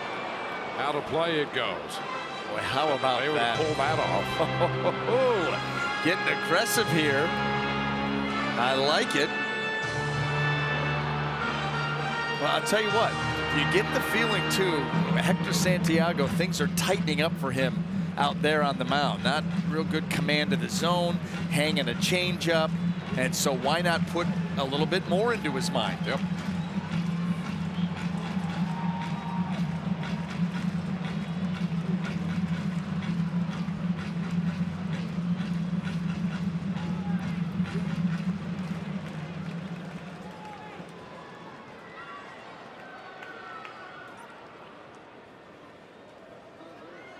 A 1-1 count.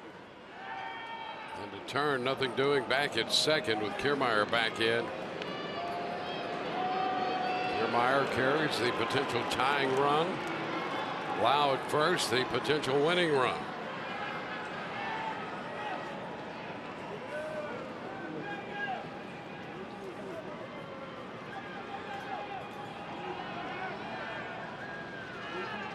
And a ground ball down to third. Sanchez Moncada 1, First base 2, the broken bat double play ball ends it. 5-4-3. The Rays fall a run short. Lose this one 8-7. All the games in this season series turned out to be one-run games. Our Coors Light refreshing finish. The double play ball off the bat of Sucre. Right off the end of the bat, that ball loses all its power as the bat shatters, and it is as clean as it gets. 5-4-3. A disappointing finish to this ball game and this series. 8-10-1 for Chicago. 7-11-0 for the Rays. Santiago the winner. Castillo the losing pitcher. For Brian Anderson and Michelle Margot, Dwayne Stats, hope you've enjoyed the telecast. If not, the outcome. Rays Live, the postgame comes your way next.